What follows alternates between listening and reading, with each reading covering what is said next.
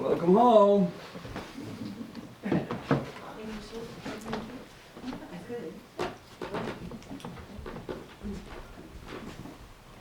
Thank you everybody for coming. I'm not going to say too much because I'm going to let them speak for themselves, but we have with us tonight Medicine Story and Feather.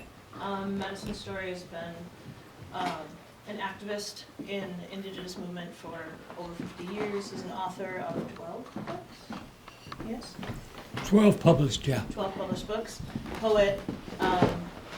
He'll fascinate you on his own. And Feather is an artist who has been working with the Indigenous movements since 1977.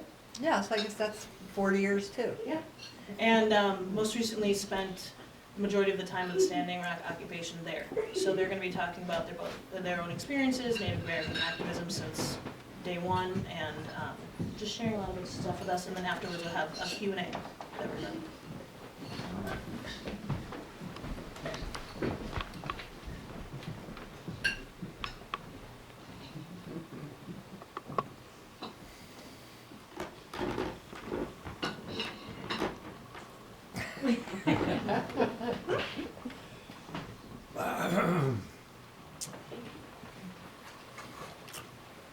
Native activism, I first got involved in from a wonderful woman who was a great teacher to me and a friend. And I performed weddings for her two daughters and worked with her in the state of Washington. Her name was Janet McLeod. She's a Tulalip, but she was married to a Nisqually, living in Nisqually country, and she was feisty, and she was powerful, and she organized the native fishing rights struggle.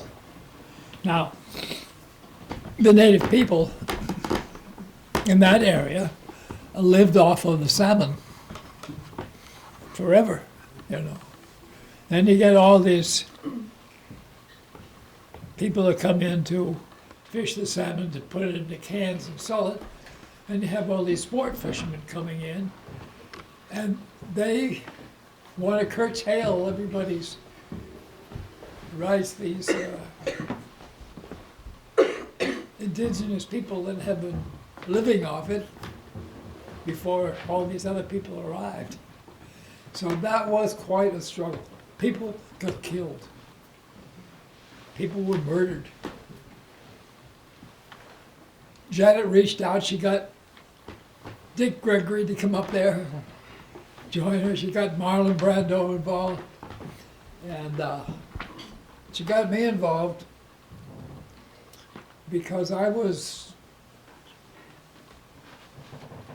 had just becoming part of a group that called themselves the North American Indian Spiritual Unity Movement. They were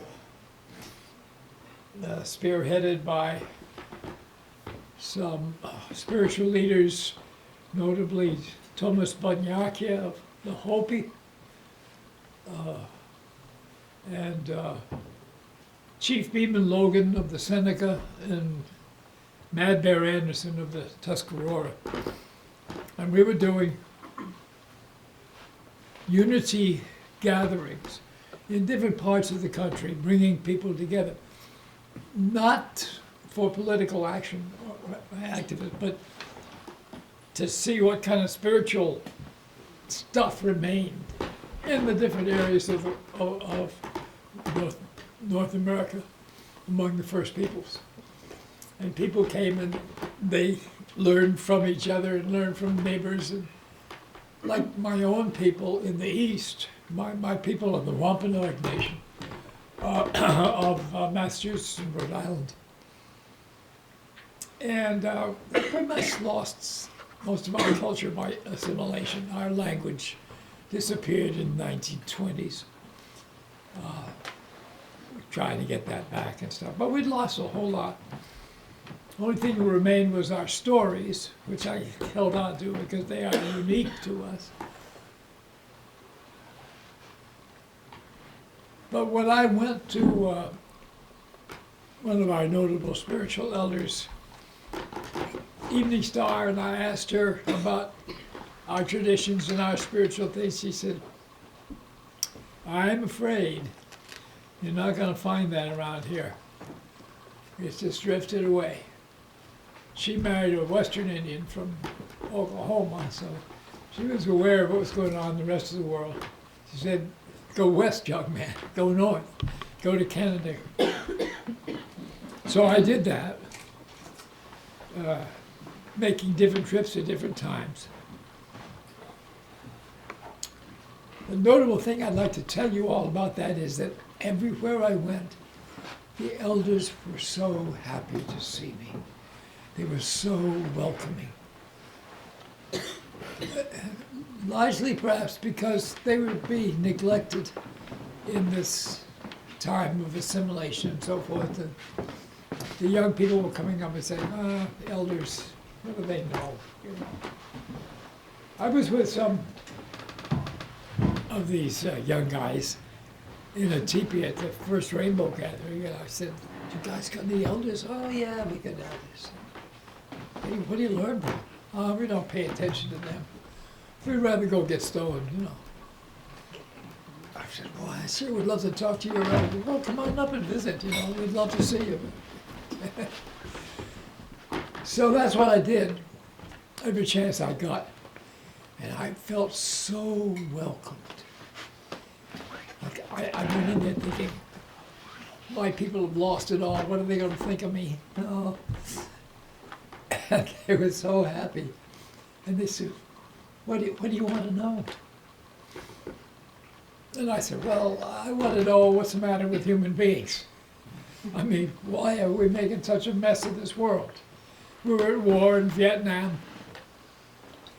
We were marching for rights everywhere, and then they were being beaten by cops and arrested and all that. What is it with us?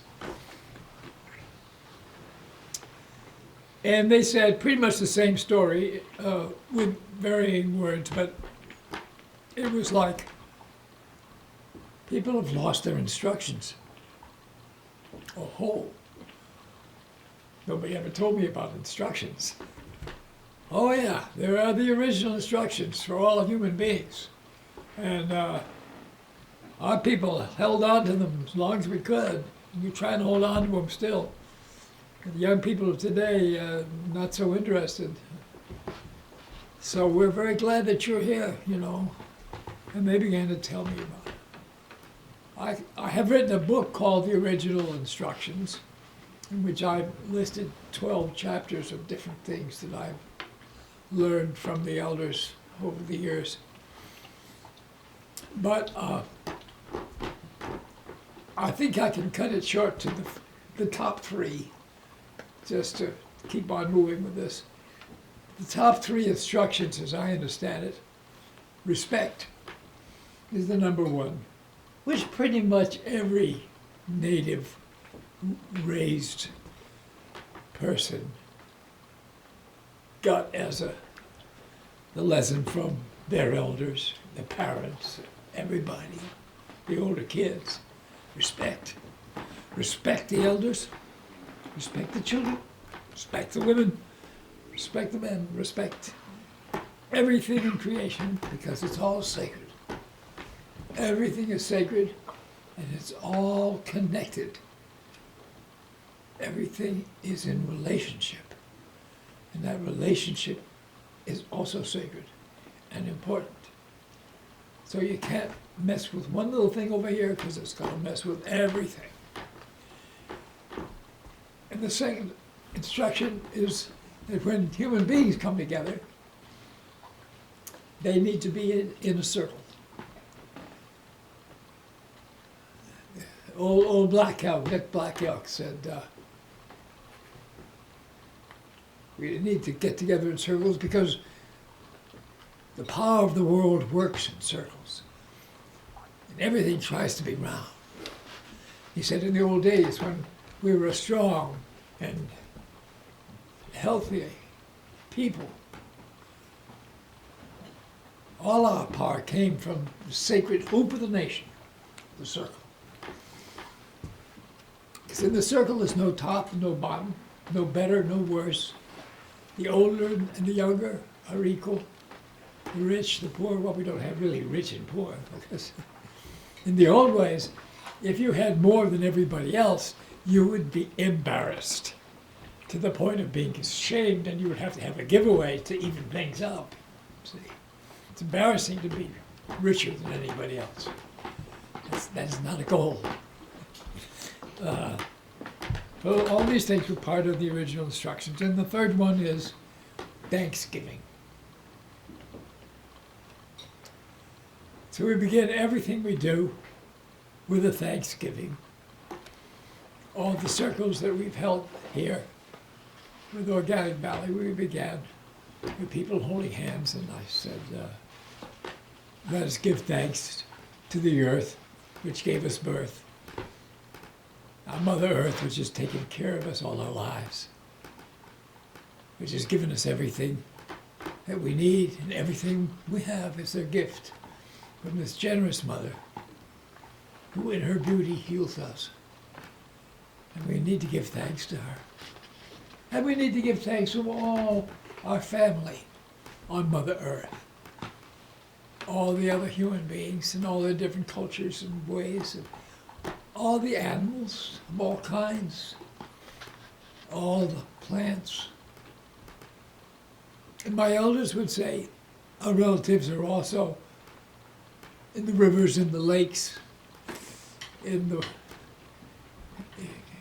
fields, the mountains. They're all part of our relatives that are connected and are sacred. And so we give thanks for all those things. And we give thanks for all the beings beyond the earth. This we call the moon our grandmother, sun our grandfather, and everything out there is family. Some of them we have to look pretty hard to find. Some of them are way, way gone because we've been traveling for billions of years in different directions out. And we're all on the same journey, same long journey, and we're all family. And it's a wonderful thing to study the stars and study that journey and learn who we are, what we're doing out here. We give thanks for that. Give thanks for everything. And when we've given thanks for everything we know, there's more that we don't know. And we give thanks for what we don't know. There's a lot more that we don't know than we do know. We need to recognize and hold our ignorance, not get too arrogant and cocky with that little bit that we know, because it's vast what we don't know. But we do know the most important thing, that we are alive. We're here. And that is the miracle of miracles. That's the amazing wonder. Why should we be here? Why are we alive? What's it all about? And you watch the little baby come into the place, start to look. And what do they look at first? They look for human faces. They look to connect. You go up close to them, they look right at you. You hold your hand down, they grab your finger. They want to connect. They want, are you my friend? Can I be with you? Can we play? So this is an amazing thing, this life. Not just to be alive like any dandelion, but to know we're alive and to be able to think about it and communicate about it and share with others.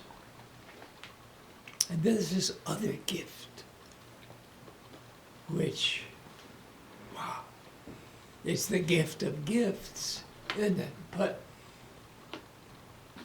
why it is, who put it there, for what reason? But the greatest gift of all, we all know, is love. That great glowing feeling we feel when we connect with people, when we connect with things that we love doing, when we connect with nature, we connect with our animals. We feel that love. It's so amazing. That's what the elders were trying to tell me about. And when I had been to plenty of them and learned a lot of things, they all gave me the same story about leaving. You go on and you tell other people about these instructions. But don't go anywhere that you're not invited. Because we don't send out missionaries. That doesn't seem like a good idea. If they don't want to hear it, let them alone. But if they want to know about the instructions, you go. Because these are not Indian instructions. These are human being instructions. They're for everybody. They're how we're all supposed to be living together on the earth. We're supposed to be living in circles. We're supposed to be helping each other. That's why it feels good to help each other. We don't. That's who we are. It feels good to give away. That's who we are. That's our essential nature. We feel healthier. I mean, the research that people are doing shows that people live longer, are healthier, their immune systems are stronger, they are happier when they are generous and compassionate and giving away and not worrying about what they're getting, as this whole world is. So science is backing it all up now. That's who we are, and if we want to be healthy and happy and live a good life, we should find out who we really are and go by that. So I come here because my friend George invited me, and I come with visiting with all these different circles of Organic Valley. And it's given me so much. When I leave, I can go and tell people about, oh, those people up there in that driftless area, they've got something going. People need to know about that. And that Organic Valley, billion-dollar corporation, they're acting like family. They're taking care of each other. They don't just care about what they do on the job, they care about how their home life is. How can they help each other out? They're connected, they got a life that's connected. That's how we all should be living. That's what I'm going to tell the people out there. So my activism began with working with Janet McLeod, because I met Janet through Thomas Manyakia, and we hung out together, all sleeping on the floor of people's houses, and she had this idea to make a big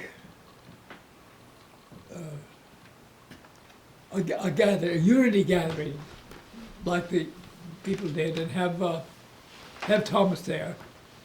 And she asked me to come and do the Sweat Lodge, because that's the thing that I had learned as my giveaway to do, because we were reviving the Sweat Lodge, which people had lost a lot of. And so we had this big gathering there in Snoqualmie Falls, Washington. And it was all about going back to our circles, our spiritual things and everything else, but also supporting this struggle for the fishing rights, which had been really hard. As I say, there was a lot of violence, murder had happened, and it was a tough time. And Janet went through it, and they prevailed. She got a lot of help coming up. But that was my first experience of activism. So I back into the whole thing kind of through the spiritual end. And it got me going on another project, because we found out that a lot of the funding for this spiritual gathering had come from a Brotherhood of American Indians in a federal prison, a federal penitentiary on McNeil Island, which no longer exists, thank goodness. But we went, some of the leaders and myself, to thank them, went into this dungeon on this island, much like Alcatraz, down into the deep things of clanking, and it gets so depressing. And came to the last corridor, and at the end of the corridor, the door was open, and you could hear the sound of the drum and the men singing, and the spirit was going on. And when we got there, those men, about 40 of them, members of the Brotherhood of American Indians, basically it was an AA group, because just about all the reasons why the Native people were incarcerated was because of alcohol. They were so happy that we came. They had been forgotten, sent across the country away from their families where nobody could get to them at all. And here they were, hanging on. And we were the only thing, reach to the outside. I thought, why didn't I know about this before? I never thought about it. It never occurred to me. Nobody talks about these poor people that are swept under the rug here. So I went away with a conviction from that time on that I would go into prison every chance I got. I would meet with the Native prisoners. And I did on my White Roots of Peace tour with the Mohawk people all over the country. When I got back to my own medicine man, Slow Turtle, was a good friend, partner of mine, it's the same age as I am.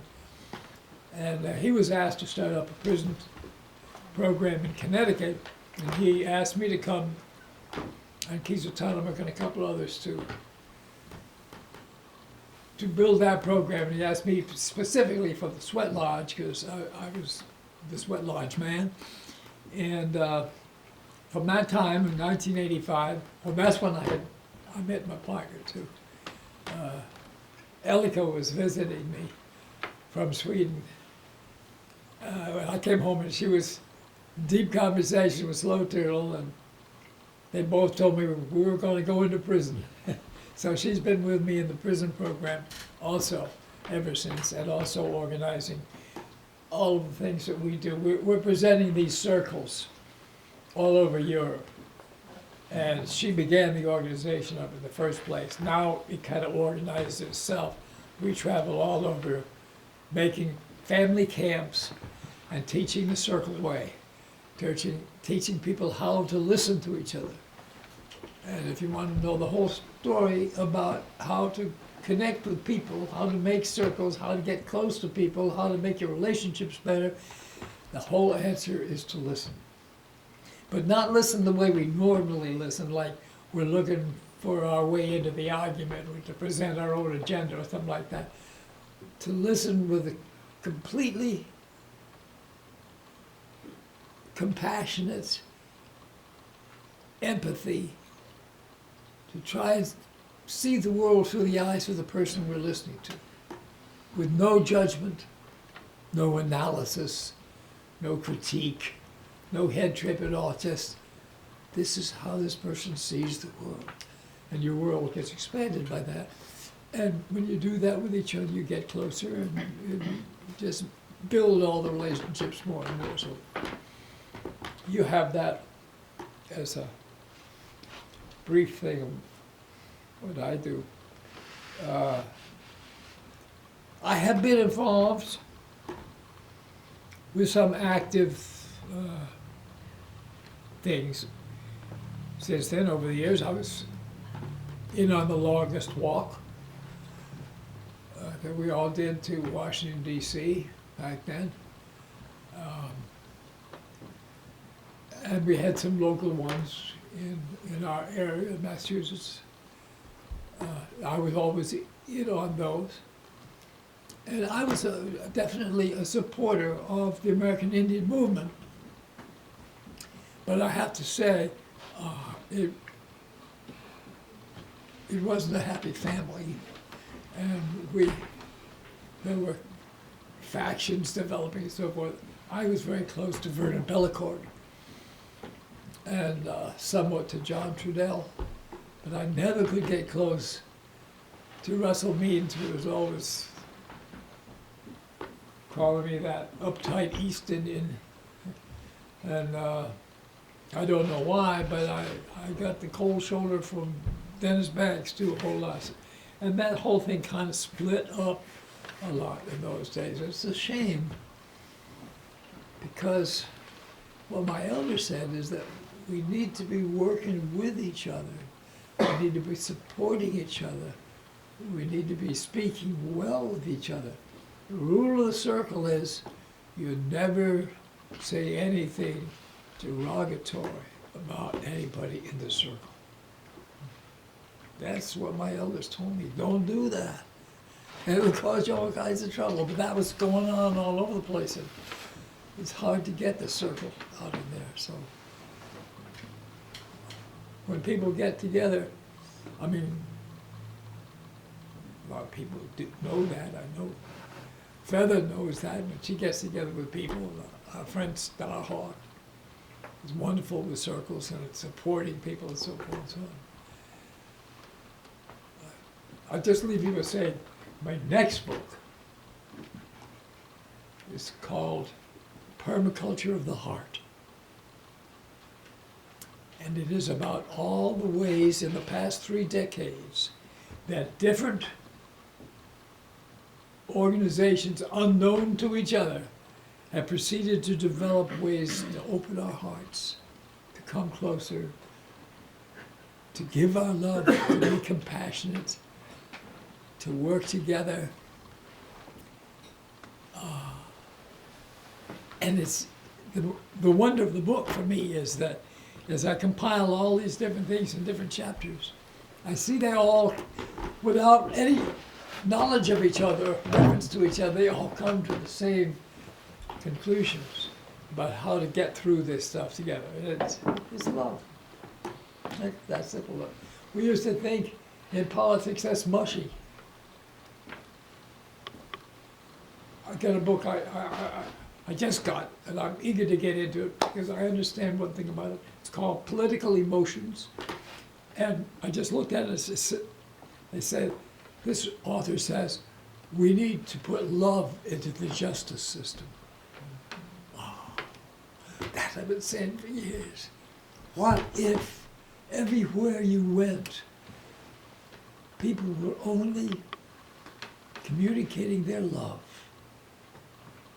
You go up to the hospital, they give you the fill this out, so forth. But what if it was loving instead? You know, you get involved with the police, you get involved with the law, you get involved with this or that, or businesses, whatever. What if people were there to love each other and help each other through all that? That's my idea of activism, and I'm going to pass it over now. I think I've shot my bolt. But this woman here has been on that, she's a warrior. She's been on that road ever since she was 5 years old, she tells me, when she first figured out things were wrong. She's been on a mission to go out and right them and help the people that need the help and join up with the people who are working on the right sides. So turn it back to this warrior woman who's got a lot more to say about activism and what's been going on and standing up. Thank you, Story.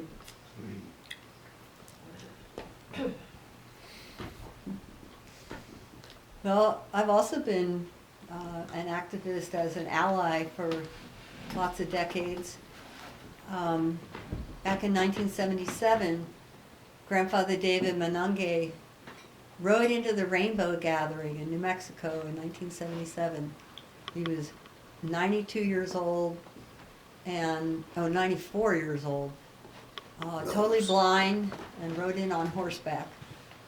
And he stayed with us for 3 days, right in the main teepee circle, and every afternoon he would come out and teach us. And there were thousands of us there, and everybody just sat down as quietly as they could, got as close as they could to him. And he was about 85 pounds, soaking wet, but he had a really strong voice. And it was amazing. You know, we had thousands of people just tucked in as close as we could to listen to him. And, you know, he would speak for several hours each day, so we had a real opportunity to learn from him. And Grandfather David Manunge is a very, very respected elder of people from all over the world. People from all over the world came to his door, including the Dalai Lama. The Dalai Lama came in 87, and he met with Thomas Ben Yaka. Thomas Ben Yaka was the official interpreter for the elders. And Grandfather David was one of the few elders who was bilingual. Some of the others were as well. And it was just incredible to hear the history of the Hopis, what Hopi means, how they lived. He said, we lived here before. This was one of the places we lived. And I had gone up on the site with an archaeologist before the gathering, and I recognized Hopi petroglyphs up on top. One of them was so cool. It was, well, it was this tall, this big rock, and it was a full-size Hopi woman, and she had, the females have a square head. She had moccasins on, a dress on. This is a petroglyph. And she's standing like this with a platter in her hand. And next to her is this giant multi-headed sunflower plant, taller than she was. And the seeds were dropping into that platter. And that was a petroglyph up above. And the whole valley there, the East Fork of the Hill, it was full of wild sunflowers, multi-headed wild sunflowers. And then there was another petroglyph that was 3 circles, one inside of the other. And that represented the 3rd migration. The Hopis did 4 migrations before they came to the land where they knew they belonged by the sacred tablets that they'd been given. So that was really amazing to learn all of that. And Grandfather said, this was our land and it's yours now. Take care of it. Take care of it. And he also had, he told us about a Hopi prophecy about the hippies. And that was pretty cool too. He said, you know, in our teachings that we have been taught that you know, when the Bahanas, they called the whites or the Europeans the Bahanas, when the Bahanas came over to Turtle Island, and that's this continent, that there would be 7 generations that would pass while, you know, they were here and doing all the things they were doing. 7 generations would pass, and then in the 7th generation, some of those children would not want to follow the ways of their elders. And they would feel differently about things, and they would go out searching for a more peaceful and more simple way of life. And they go all over the world. And they'd even come to Hopi land. And we would be able to recognize them by, they would wear their hair long, they'd have patch clothing, they would live very, very simply, they wouldn't have very much. But whatever they had, they'd share, and they would be very, very kind and generous. And their name would sound very much like Hopi. And then he'd say, it's no coincidence, a Hopi and a hippie sound so much alike. They both mean peaceful people. And in 87 at the North Carolina gathering, I got to tell everybody in the NBC Evening News, they came to the gathering. They asked me at the end of it, I was taking them all around the gathering, my little 1-year-old in her diaper on my arm. And that was the last thing they asked me. They said, what's your definition of hippie? And I said, well, mine's the same as Grandfather David, and this is it. So that was, you know, just a wonderful thing. And at the time, I lived in New Mexico, about 4-hour drive from Hotavia, where grandfather lived, up on the mesas. And so I started going up to visit him as much as possible, and got to meet his wife, Nora. And he lived in a house that was probably hundreds of years old, a beautiful rock home right near the Kiva. And I go up and help out. I'd, sew pockets on his vest for him, or write letters, or go down to the spring and haul the water up, help out with the kids, take them to the Kiva, meetings, whatever they needed, both of them. And it was a great experience,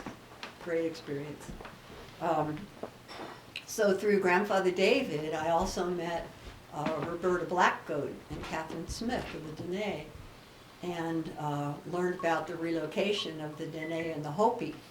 And that was, many people in this country have no idea what happened there, but in 1974, Gerald Ford signed the papers to put Public Law 93-531 into law as he's jumping on his chairlift skiing up in Vail. It was right in the middle of Watergate and all that rigmarole, and everybody's paying attention to that, and it was just a rider on some bill. No one voted for it, no one knew anything about it, he just signed it. And then what happened to the Dene and the Hopi is, it's kind of long and complicated, but basically, of course, the energy corporations wanted to steal their land. And there was a 1 million acre piece of land called the Joint Use Area that had been given to the Dene and Hopi, as well as their individual reservations back, Taft or somebody like that was president then. It was quite a while before that. And the energy corporations thought, well, it'd be very difficult to try and get a lease with both the tribes agreeing together. What are we going to do about that? And so they hired a man, gave him $1 million to cook up this thing up. And it took him a while, but he got it all figured out. His name was John Boyden. He was a lawyer, a Mormon lawyer. And he set up this whole thing to make it look as if the Dene and the Hopi were fighting one another. And he hired Indian actors, and he also paid off a reporter to create false information. And they took pictures of these actors shooting up one another's water tank, cutting fences and stuff. And then they made up this fake article about it, got it in the papers, and then took it to Congress and said, look, they're fighting one another. We need to come in, step in there and take care of things and keep them from hurting one another, because we're big brother. Well, it was all a total lie in order to separate the land so that they could more easily get the leases signed. And as soon as they got that done, it was just a horror what happened. Hundreds of families of Dene were being forced to move onto the other side of the fence. Many of the Hopi families were forced to move on the other. They set it up so that most Native people would be dispersed and displaced as possible, and then sent them off into these horrible relocation housing that were just, horrible FEMA trailers with no way of heating them, and some of them were set up on very, very polluted land where 100,000 gallons of radioactive waste had poured into the Rio Puerco River, and that's where one of the locations was. The other thing they did to the Dene, they said, well, we think that that the land is being degraded, and that you're destroying the environment by raising your sheep. And they said, we're gonna take away 90% of your flocks, 90%. And if you had $10,000 in the bank and the government came along and said, well, I'm taking 9,000 of it and you get 1,000 left for you and your family. That was like what they did to them. And it was horrendous. And with the Dene, the sheep are so central to their lives, and a lot of you can relate to this with all the dairy farming here, and the chickens and stuff. And they were so central to them that when the babies were born, they would bury the umbilical cord in the sheep corral so they'd always know where they belonged, where their home was. And it was, they were offering them rock bottom prices for it. And if they refused, they would slaughter them right in front of them and just bulldoze them into a hole. It was horrible. It was just devastating to them. And then a lot of them were pushed off into the border towns like Flagstaff and other areas. So I became aware of what was going on there really early and volunteered to work for the Big Mountain Legal Defense Offense Committee in Flagstaff, and for a couple of years I was the international outreach coordinator. And I also spent a lot of time on the land helping out, herding sheep, or trying to herd sheep. It's not as easy as you think. Those little mountain sheep move fast, and it's easy to lose them. And Big Mountain is like this huge, big mountain. It's not like a peak that you can see, and it's real easy to get lost out there. But I love doing that, and I spent a lot of years helping out. And then I've also worked with the Tohono O'odham and with the some of the other tribes in the southwest area. But so I'll kind of fast forward now to Standing Rock. I was down helping out in New Orleans. We're not actually in New Orleans, but in Baton Rouge. And that was this summer in August. After the big flood happened down there that hardly anybody even knew about. It was the worst disaster since Sandy, but it wasn't covered much by the papers. But Organic Valley knew about it, and Rainbow folks did, and so we set up a kitchen down there, and Organic Valley and George were so kind as to send food down there for humanitarian purposes. People were really suffering. And I was down there for several weeks, and knowing that things were starting to heat up at Standing Rock, and then I saw Amy Goodman's piece where they turned the dogs loose and attacked women, children, pregnant women, grandmothers, kids, and others. Really just like let the dogs just rip into them. I was so upset, and I said, this is it. As soon as we stop feeding people, I'm heading straight to Standing Rock. And so I did. And on the way up, I went to visit my friend Tatanka in Buffalo, Belva Janis. She's one of the elder grandmothers and one of the original Wounded Knee warrior women in '73. She was the main cook at Standing Rock in the summer, but then she was having a lot of problems with her health, with diabetes, and she also had bladder cancer. No, kidney cancer. She was born with one kidney, and her other kidney had gotten cancer, and she did a traditional native medicine man ceremony, and there were little tumors on the top of it, and they just shriveled up and fell off. And she's doing really good. I just talked to her a couple days ago.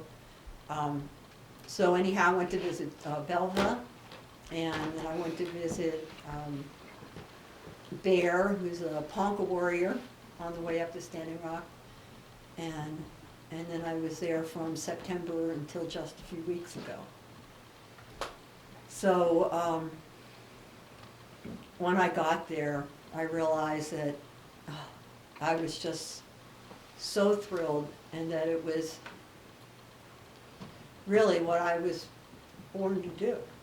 I had a vision when I was 5. I won't go into the details of it, but I had a vision and realized and saw how we were all one family on the planet. A very powerful vision.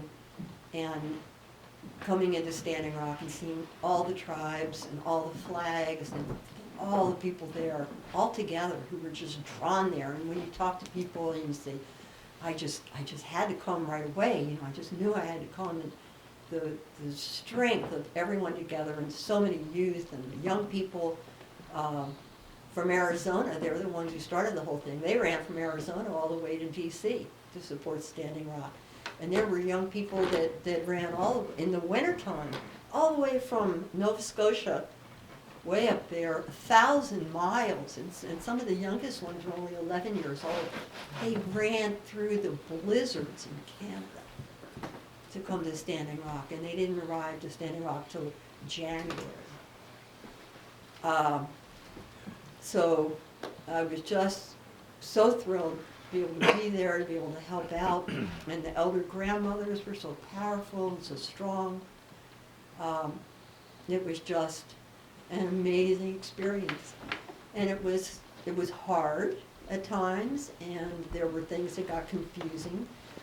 We had a lot of outside agitators and paid DAPL folks coming in, creating whatever havoc they could, and sneaking around in the middle of the night, stealing things. There was some violence that happened, but I do believe it was caused by one of them.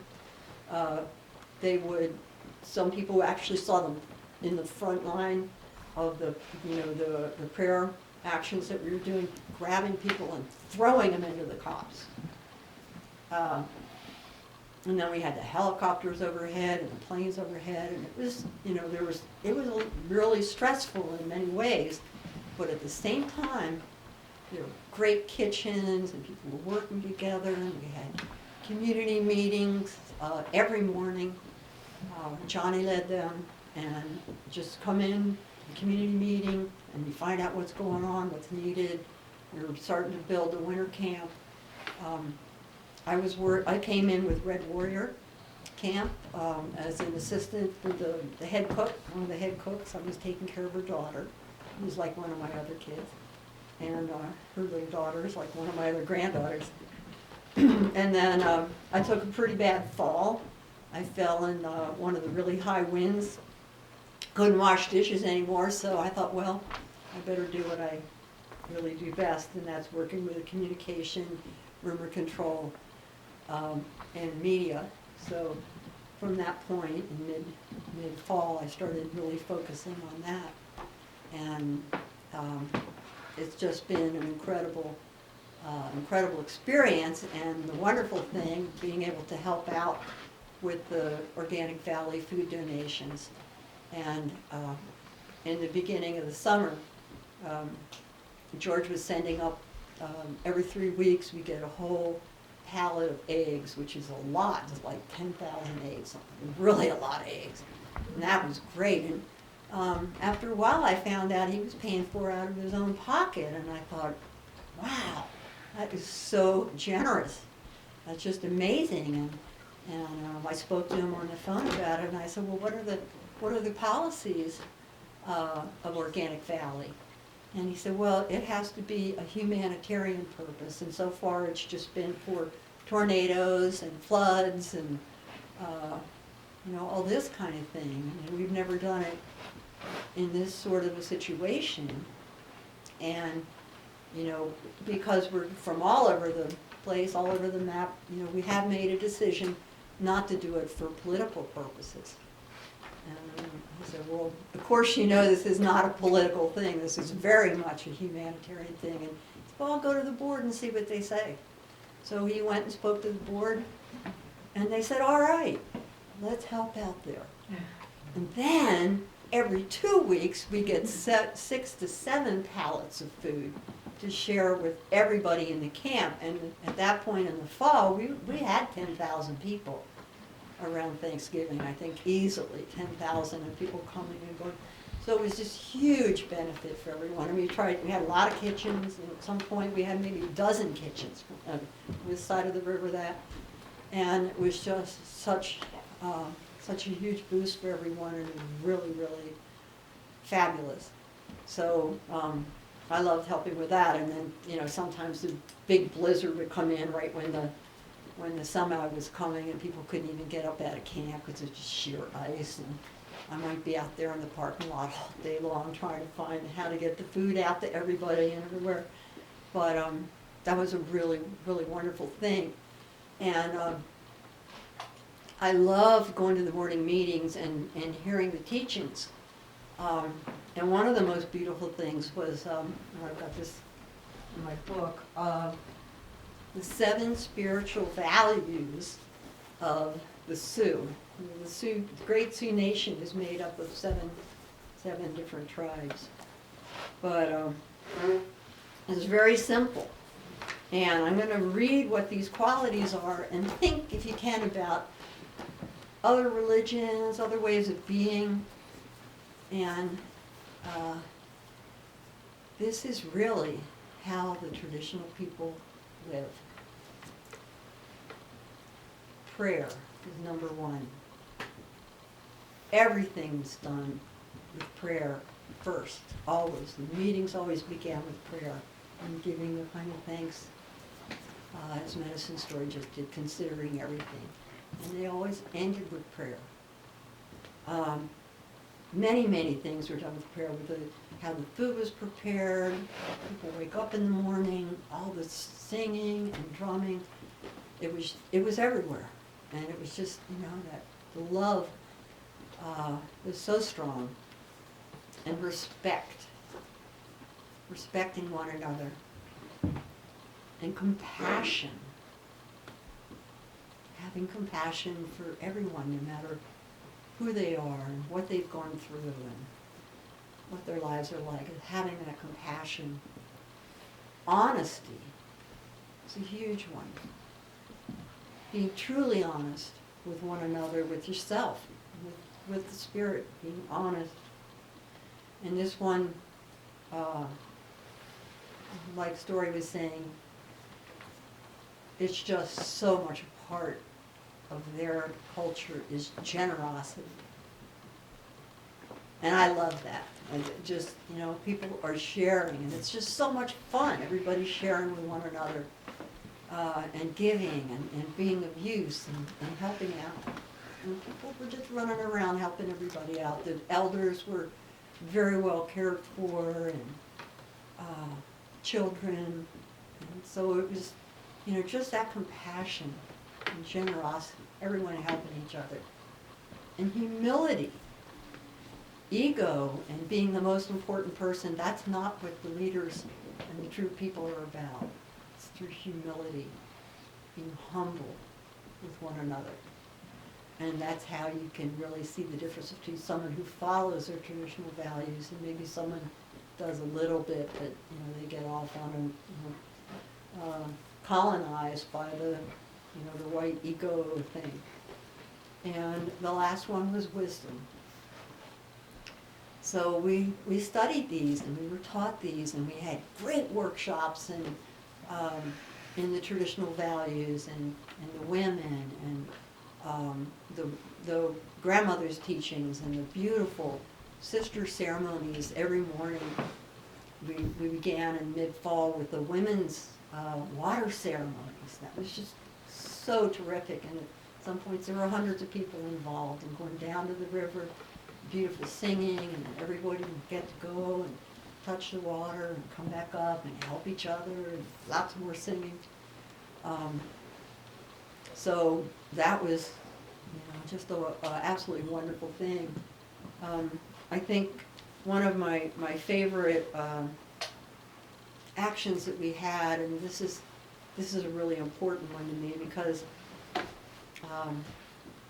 we had after the frontline camp went down, that was a very difficult one. A lot of us had gone up, and I went up too, up on, it was actually the DAPL-owned property, but it's also treaty lands, and the treaty rights have been violated, and the treaties have been violated.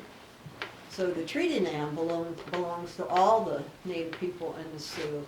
The land was on the Standing Rock side, is the Standing Rock Reservation, but where everybody moved up to was treaty land, and we had put a whole encampment right there, and that was, they came in and attacked it. It was just really horrendous. How badly people were hurt. 2 people were nearly blinded. One sister, one young 18-year-old girl, only 18 years old, Sophia, had gone up on the backwater bridge to bring water to some of the kids that were still up there having a campfire. the night of the water cannon attack that went on for 9 hours, that put many people in the hospital. The elders had a heart attack, hypothermia.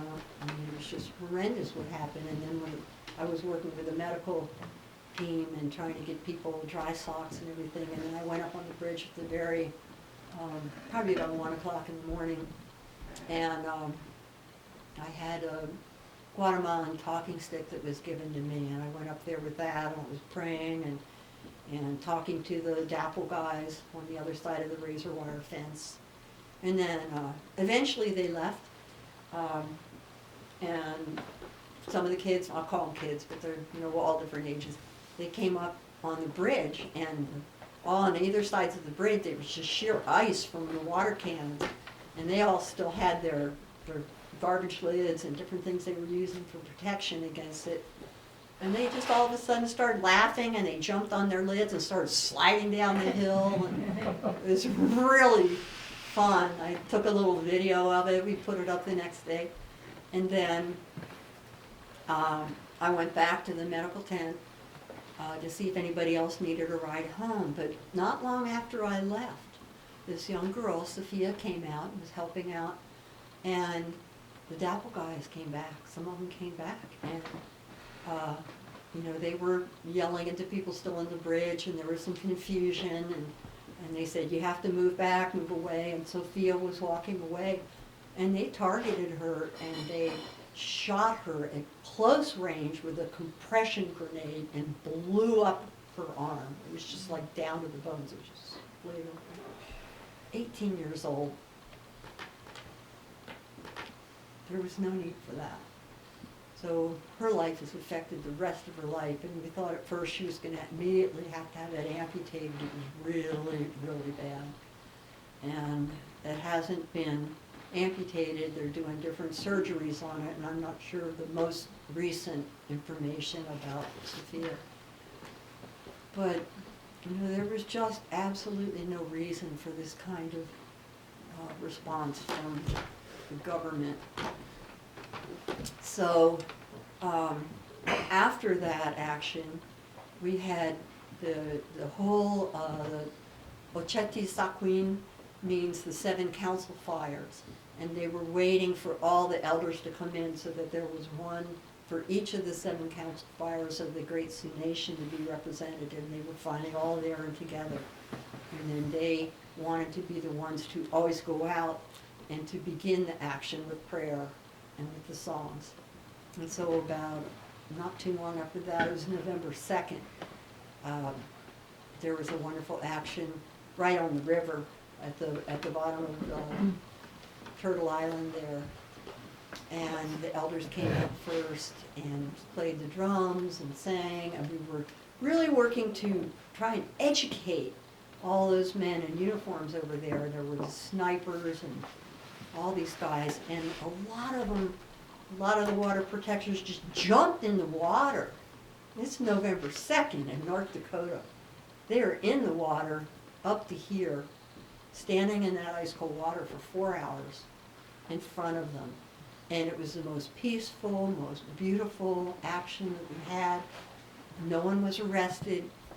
And we just talked to them and tried to connect with them as human beings and tried to really see if we could open their hearts a little bit. And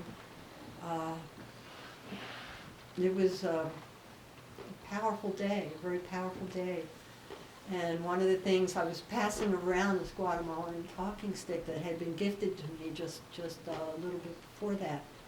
And I noticed that people felt really clear when they had that in their hands, and they were chanting and singing. And we were doing some chants from Occupy. Who are you protecting? Who are you scaring? And then I'm a great fan of Starhawk.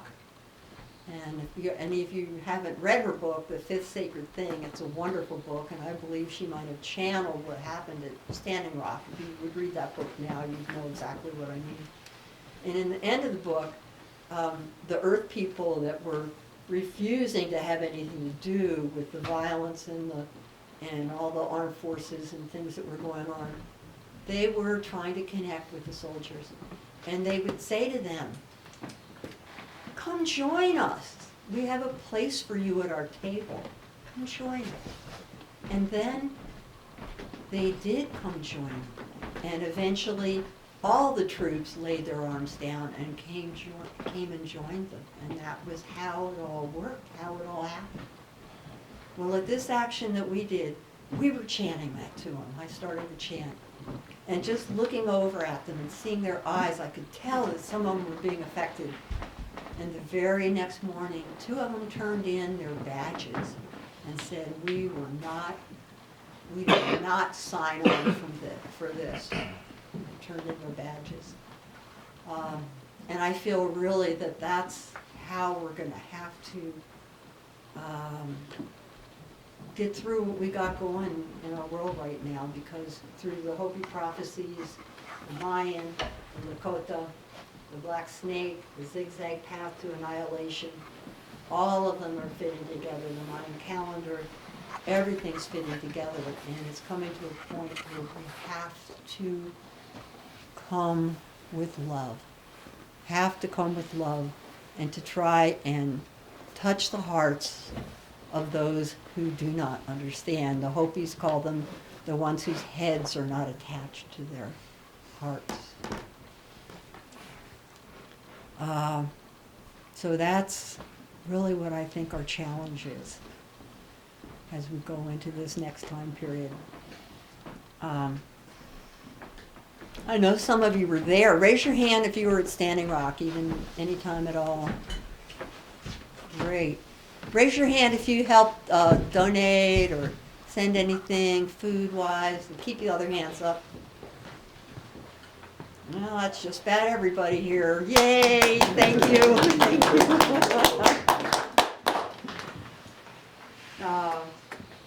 What I'd like to do right now. Oh, one thing I wanted to read, and this is one of the brothers. At the one of the last morning meetings after we were told that we were going to have to vacate, we had a morning meeting. This is on my spot. I've been keeping journals since '83. Here we go. So at this morning meeting, we had been told that we were going to be pushed off the land, that we would not be able to go to the 50 acres and have an eco-village, and we were really disappointed. A lot of things had come down. And this morning, an elder, whose name I don't know, I had never met him, he stood up, and he'd been there. He was from Standing Rock, a traditional elder. He'd been there all along since the very beginning of the camp, which actually started 3 days ago, 1 year ago.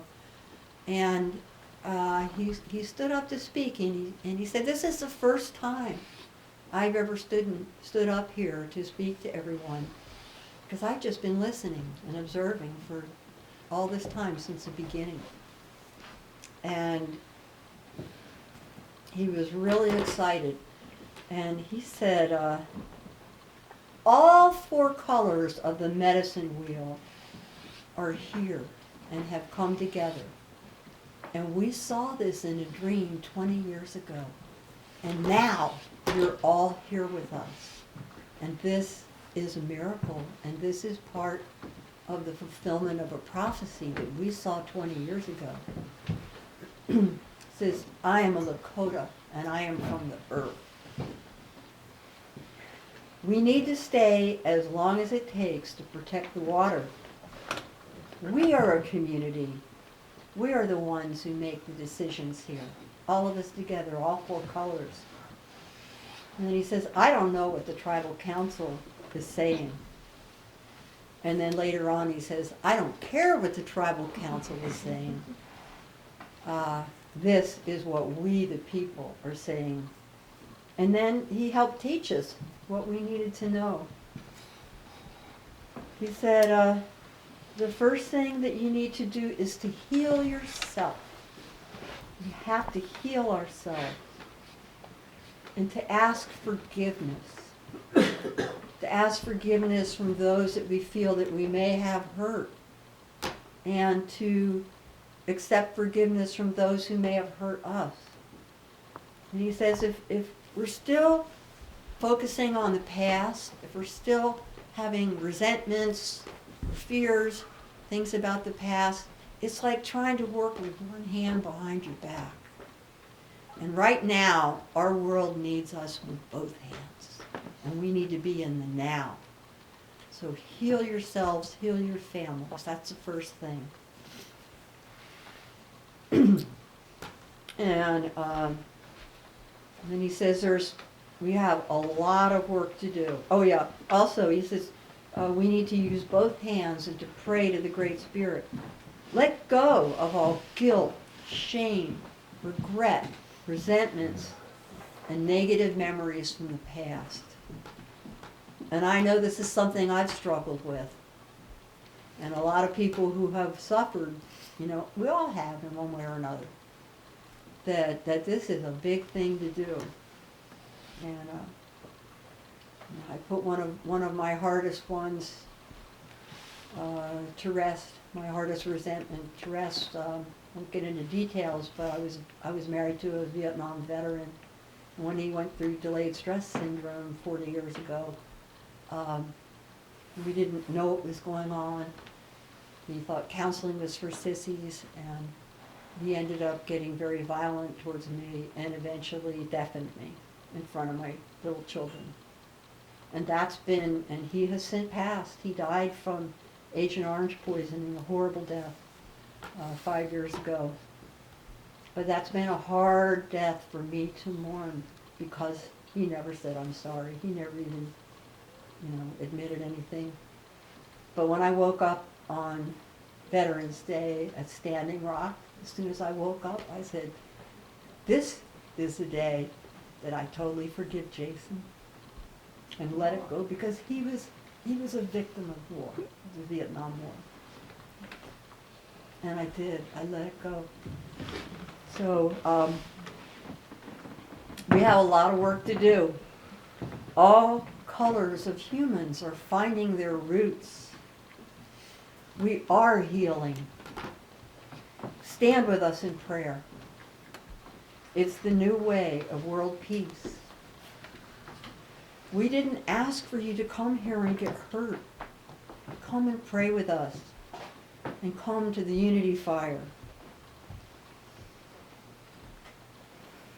The ones some who have been disrespectful, and I think a lot of those were the outside agitators, but there was heckling that happened on the front lines. Maybe it was some of the kids, maybe it was outside hecklers, but he said, if they want to be disrespectful, bring them back from the front line, bring them to the unity fire here, and pray with them.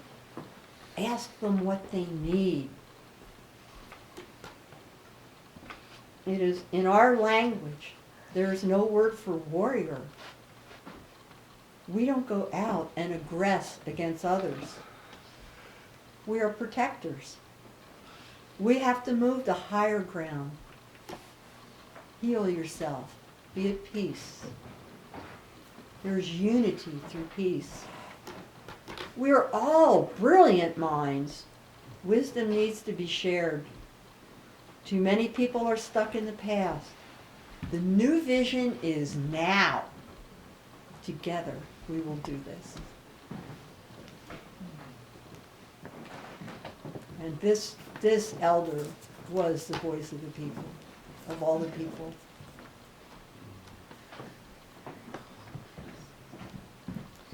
So, Richard has some photographs he wants to show and talk about his experience. And I'm also wanting to get some feedback from you all and some conversations going about your experience at Standing Rock and/or questions that you might have about what's going on now, because it's still going on, and I haven't gone into that yet. But if it's okay, let's do the photographs now. And I hope you guys can hang in there with us. We're really thrilled to have all of this for you. than 20 photos. Thank you, Father. You betcha.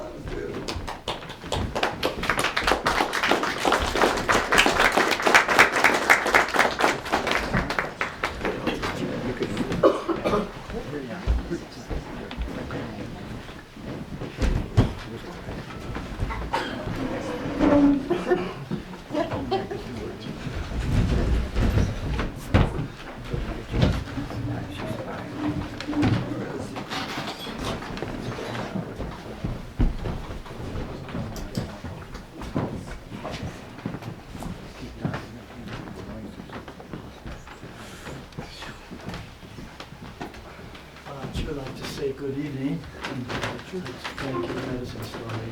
And thank you, Feather. Let's give them all.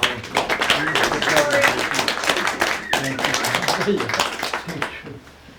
My name is Richard Broski, everyone. And I was happened to be up here by George's invitation, and I didn't really know what was all going to go on. But I mentioned that I had a couple photographs, and that I'd like to share something. He says, "Okay, see if we can put something together." So I last minute put this together, so you have to bear with me a little bit. This is nobody you're seeing at all.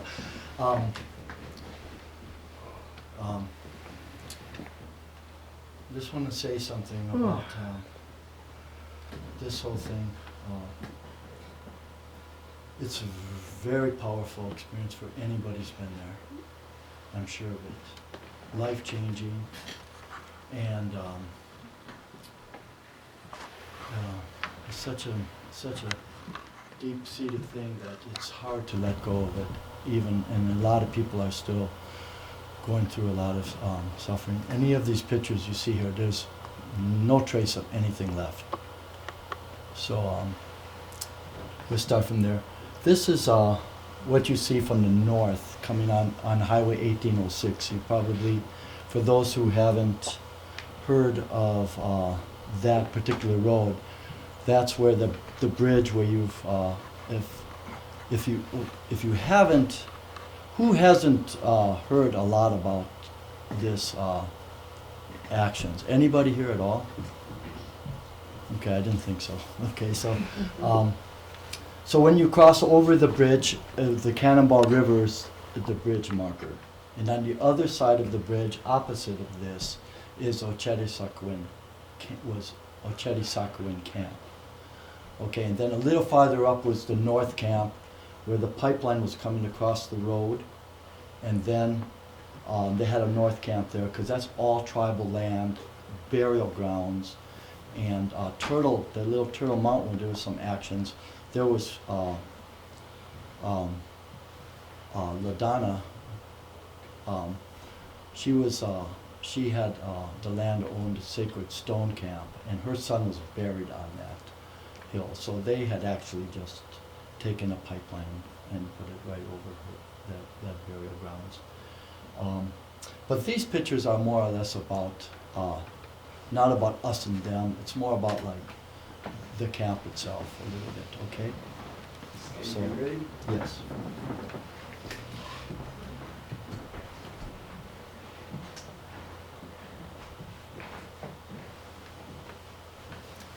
So, anyway, Standing Rock Indian Reservation is a home of Sitting Bull, by the way.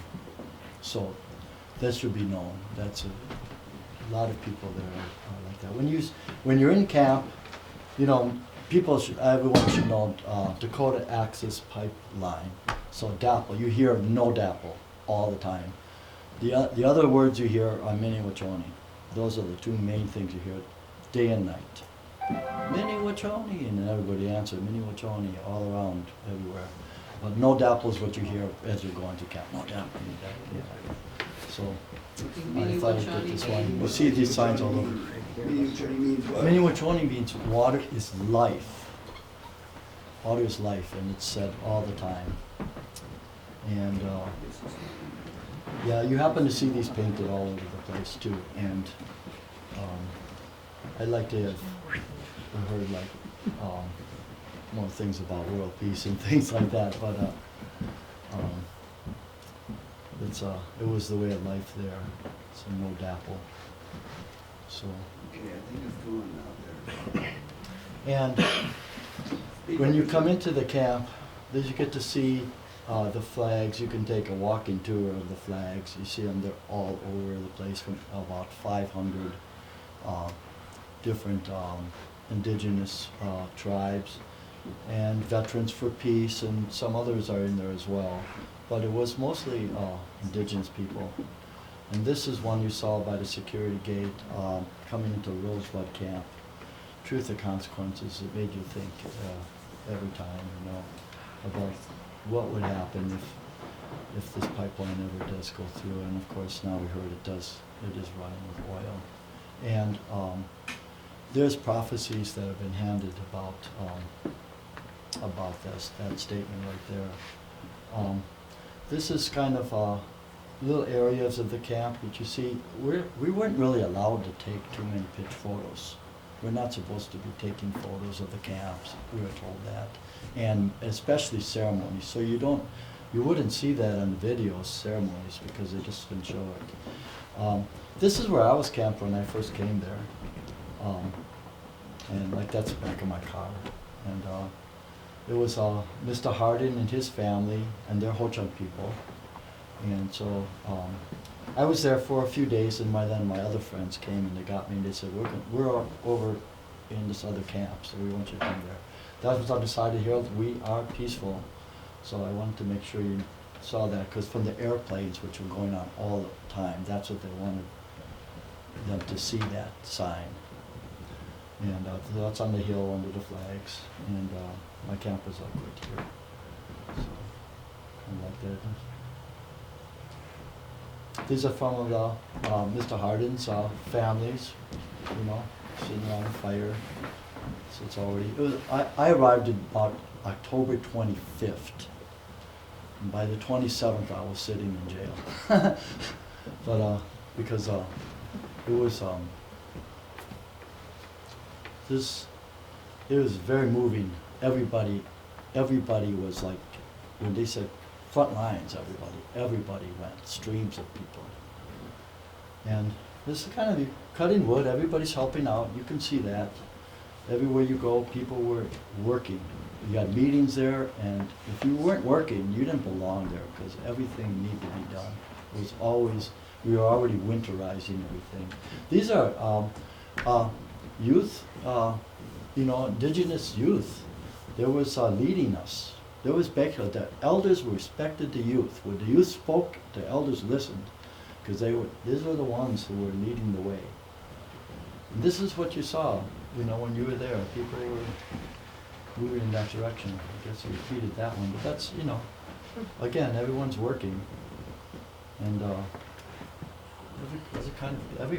everybody's there. That's Tom Jefferson on the left. Oh yeah. Yeah, one of our top Okay. media guys in Pittsburgh. So we had porta johns there, but later we had all compost toilets, and we had, because it cost a lot of money, and so we're trying to save money.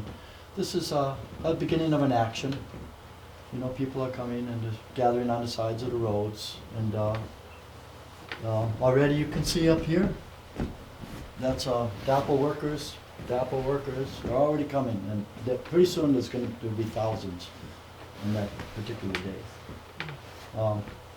This is Babers, I know her. She actually rode up there with us. She's a Ho-Chunk girl, and this is basically how people was dressing a lot. A lot of times they had goggles on, and pretty soon, this, you know, they have pepper spray and things. You know, want to be dressed. Protect your nose from breathing in. This is the camp I ended up moving to later. This is it's a Chapotake. There's all wood in there, and it's maybe 20 feet long. That's a Ho-Chunk flag above it. This is actually my tent right here, but this is the camp we had there. There's some of our friends. There's some Ho-Chunk friends. Ho-Chunk warrior. We have names, you know, and then Wohunk. There's just names like that. So people there, and there's all fairly young people too. A lot of very young people working along. And they were there from the beginning to the end. They stayed like for a long time. They represented. And this is Cannonball River, and so this is the Rosebud Camp on that side. Sorry for pointing over you, but and this is Sakowin Ochedi Sakowin Camp here, and it goes quite a ways down there. This is along the river, and in the winter you could walk over it. It's frozen. This is by the security gate. Here to protect water. You can see the river in the background. This is from the Rosebud side. And I thought, get to see that all the time. I like that. So picture, united in peace, prayer to protect. That's about what that says. Again, this is from the Rosebud side of the river, looking at the soccer room. And then see that was a fire up there. It spread across both sides of the road, and they dumped it out. They never knew who started that fire or how it went, but they was trying to spread it towards the camp. So they think the Dapo people started that fire. No one really knows for sure. Now winter's already setting in, and there was like the teepees around, but you don't see any yurts yet. But there was quite a few yurts. There's kind of like. It's probably early in the winter yet, but by December 25th, there was lots of yurts up just because of winter. This is hand painted for Sacred Stone School. This is a straw bale house school. I helped from the beginning, plan the meetings, break the ground, level it off, and these are all straw bales inside. And it went up as high as, probably about as high as this right here, I think. And that's what it looks like from the outside. Lots of people in the community. In fact, George has got a couple windows in there from his farm. That door might be it. But the doors, a couple doors and windows. So people brought things from all over, and there's so much people. In fact, Angela delivered some of those. There's one of the ovens is donated up there, and we took pizza and squash and everything. It was wonderful. Bread. It was just really, really nice. Cooking tea, some squash kind of things we cooked up there, and then just throw them right in there. So it was really nice. It's the only one I knew that we were baking with in that area. And people's tons of squash were donated, onions, and we had a lot of big tents of food. Somebody painted this, and I just thought this is really nice. This is in Rosebud Camp. This is the Cannonball River, and water's life, and that was like the main thing, Miniwachona, and that's what people are there. Water's life is so much was said about the future generations, about the children, and people were there putting their lives on the line. They didn't know what was going to happen. Those people were carrying guns. We didn't know, but people were going right up front and making sure that no matter what, that water was protected. You know, I had heard a story that said the medicine men had said for years that this black snake was going to come there, and that black snake was going to they were going to not just put a pipeline, but they wanted to by hurting the water, it would hurt those people, and they had the Chinupa pipe. And these are the stories I heard right there, that they couldn't they couldn't defeat the Lakota people because they had that pipe, and they had that pipe, and that was the direct way to talk to the Creator.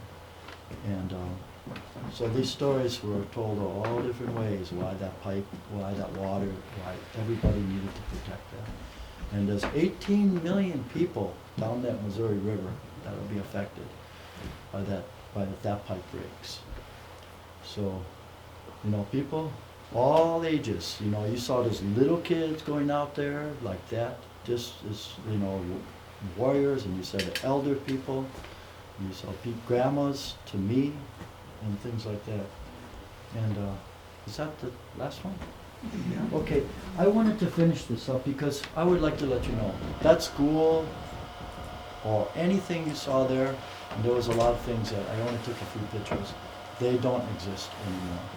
But nothing does it, bulldozed away. And so, my friend sent me this thing, he said, about the straw bale schoolhouse and things, and everything's gone, and it was kind of green a little bit, so I wrote back and I said, I won't even say his name, but I say, for all that, for all of you that have done and are doing to honor water and indigenous peoples, and on behalf of all who have contributed in this effort, these treasures, these kindnesses, this love, which I believe is now stored in the spirit world, will always remain untarnished and unchanged in the invisible unseen. This also will continue to grow, not one moment lost. Even though the dark, rough waves of negativity have encroached on this beautiful land, water, life, and goodness, when it is purified, the flowers of the great love will appear again. Infinite gratitude to you and all who have participated in this, from donations, concerns, prayers, to any form of energy in building the Straw Bale Schoolhouse and all. And from its original blueprint to the planning and the teaching curriculum, along with all the infinite love, sincerity, and beautiful of the Sacred Stone Spirit Camp, all camps, and water protectors everywhere on this entire beautiful planet Earth, to protect these sacred waters and this sacred way of indigenous life. Thank you, dear water. Thank you, divinities in charge of water. Mini Wachoni, water is life. And I want to close like that. Thank you all for coming here. Thank you very much.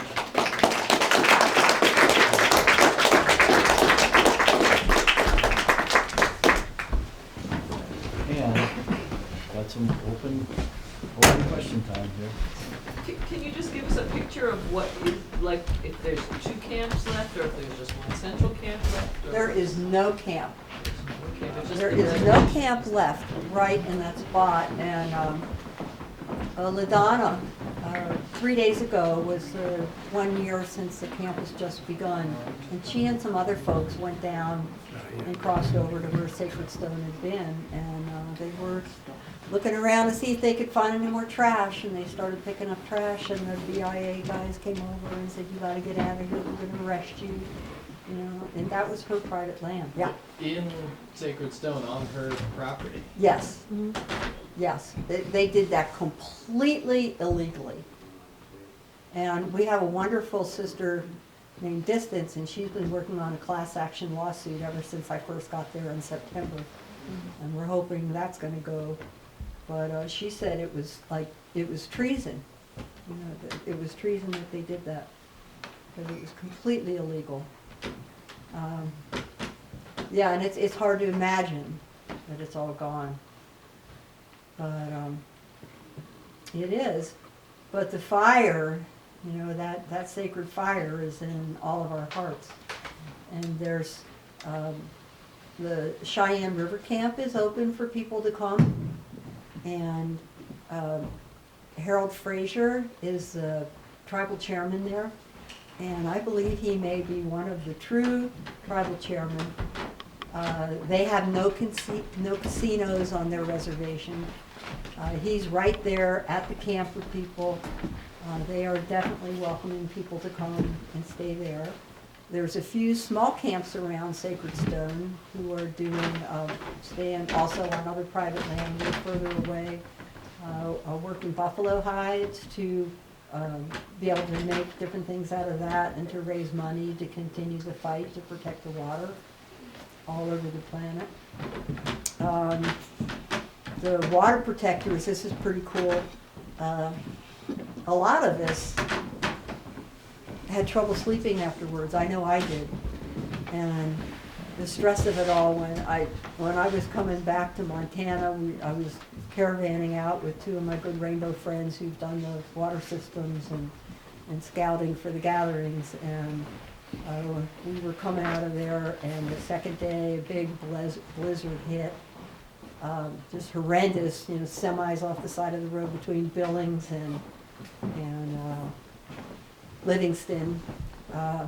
that was really scary. I was coming around on a curve, and this big semi came on the fast lane, and it was dry snow, and you could just barely see the tracks in the slower lane.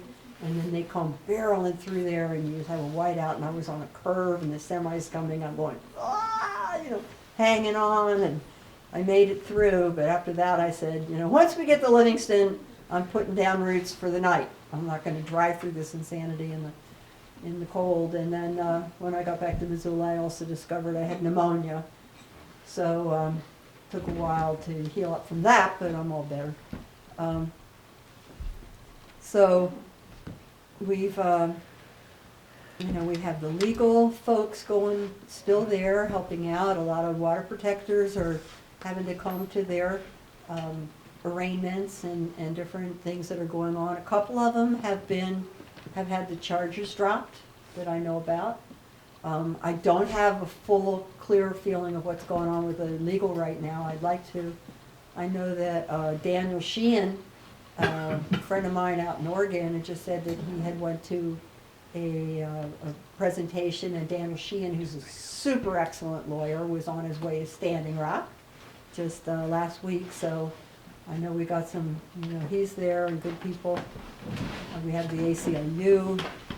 They've been incredible. This woman named Lauren from Eugene came out many times, and very powerful woman, very helpful. So we've got that. We had the United Nations observers come in. They came in the first day. It was just after the frontline camp went down, and started interviewing the elders, and we've had workshops with them. They came back and they taught us how to gather information and get testimony and do it in a way that it's legally permissible in court. So a lot of us took workshops on that. So there's a lot of good things going, and water protectors are just all over the globe now. And we even have our own little sleepless water protectors insomnia PTSD club in the middle of the night. And a few weeks ago, I've been waking up like at 1 o'clock, 2 o'clock, 3 o'clock, and I'm usually up a couple hours in the middle of the night. And so I get on, noodle around on Facebook and see who's where, and we're all friends now. We're all over the place, and then we get friends of friends of friends of friends. And so one of the sisters put up, she goes, "Hey, you sleepless water protectors, I'm up.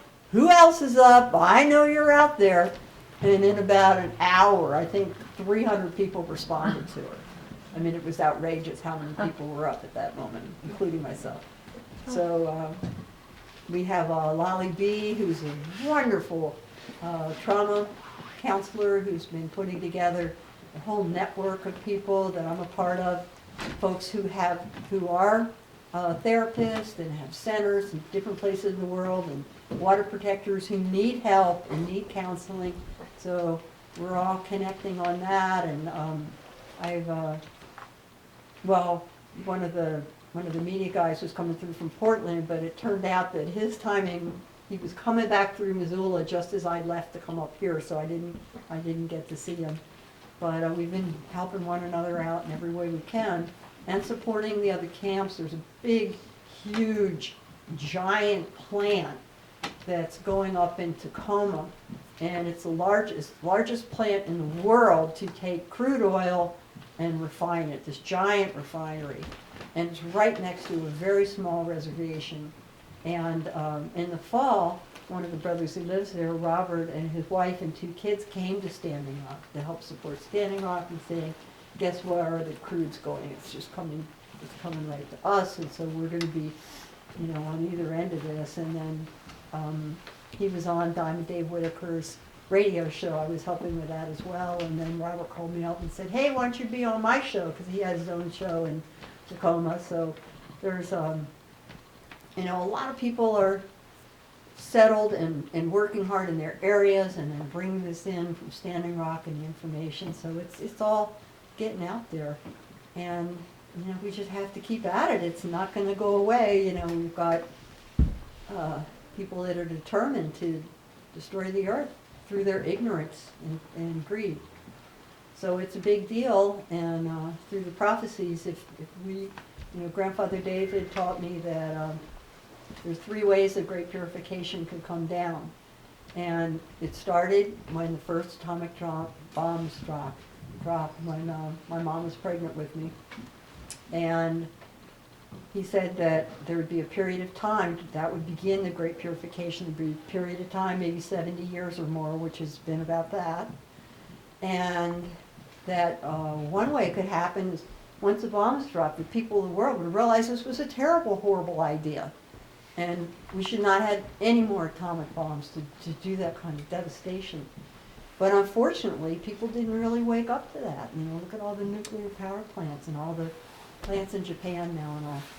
And he said the second way, and this we still have a chance. And he took me to the Prophecy Rock and showed me all the inscriptions on it. And he also brought it, the whole thing written on a flag that he had when he brought it to the gathering in '77. So we've learned a lot about Hopi prophecies, and by other Native people, they're really considered the prophecy keepers in particular. So the second way is that the Mother Earth herself is going to have to start teaching us that she's being terribly hurt by what the humans are doing.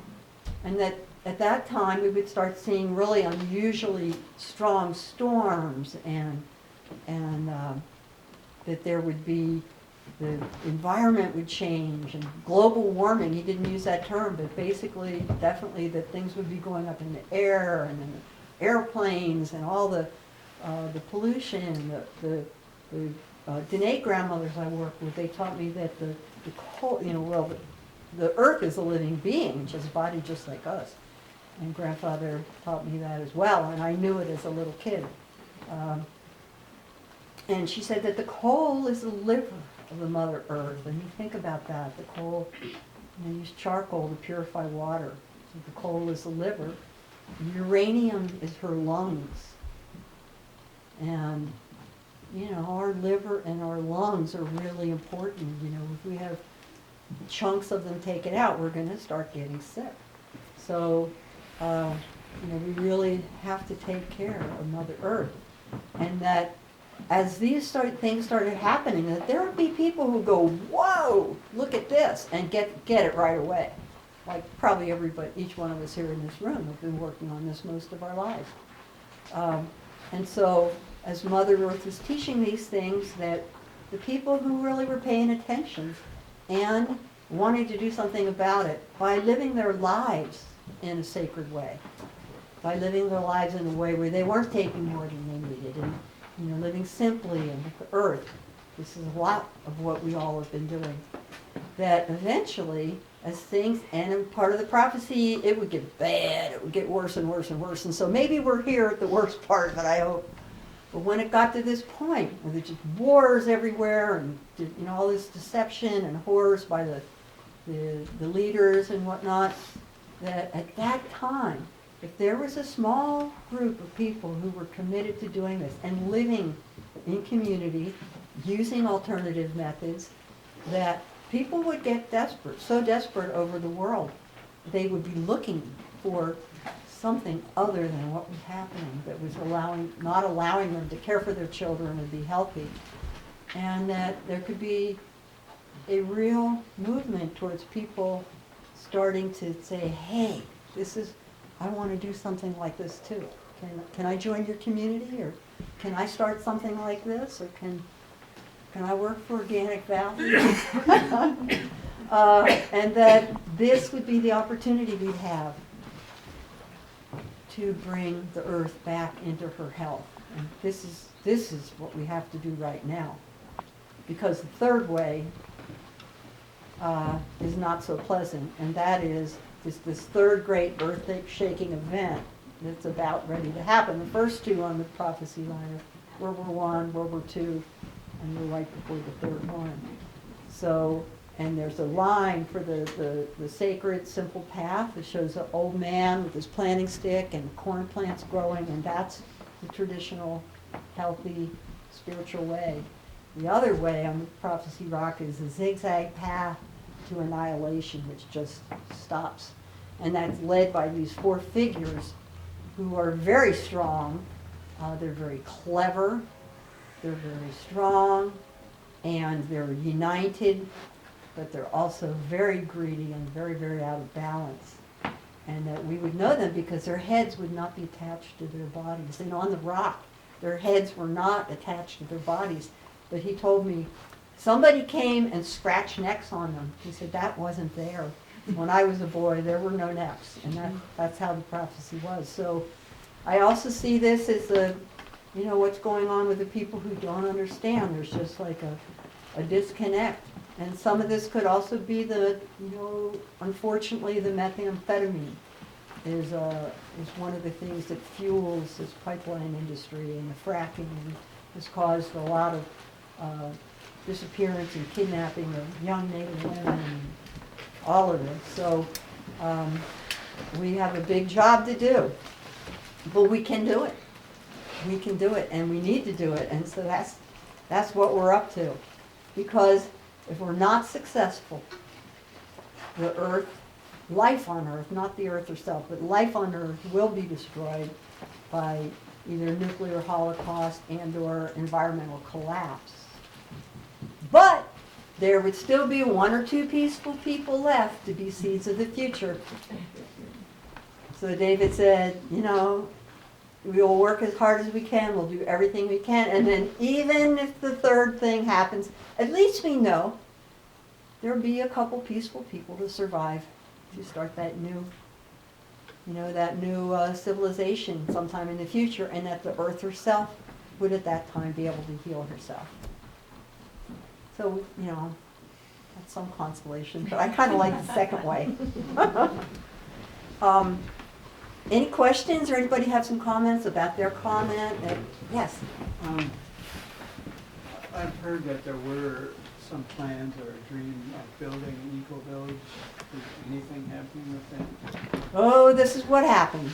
Yes, there were some great plans and dreams for the eco-village. And what we envisioned was that Sacred Stone would, continue to develop and grow. And that's why a lot of people stayed on that side of the river, because they thought, oh, well, we're safe here, and what we want to do is build and do wonderful things for the people. And so those structures were built in a permanent way. And then over at Occhetti, at the main camp where I was, everything that was built there was all built so that it could be taken apart and moved. We had little tiny houses, we had yurts, over 40 yurts, some of them really big, beautiful, amazing Mongolian yurts made by traditional Mongolian folks and brought over here. And all that, the intention was to move that up to this 50-acre piece that's just close to the Cannonball community. And there was another 30 acres that was part of it too, that my friend Dharmako was one of the owners of it, and she married Derwin White Lightning about 20 years ago. And the White Lightning clan, that was their land, and somehow the tribe got a hold of 50 acres of it. They still have 33 acres of their own. And they wanted the land to go to an eco-village. The White Lightning clan did.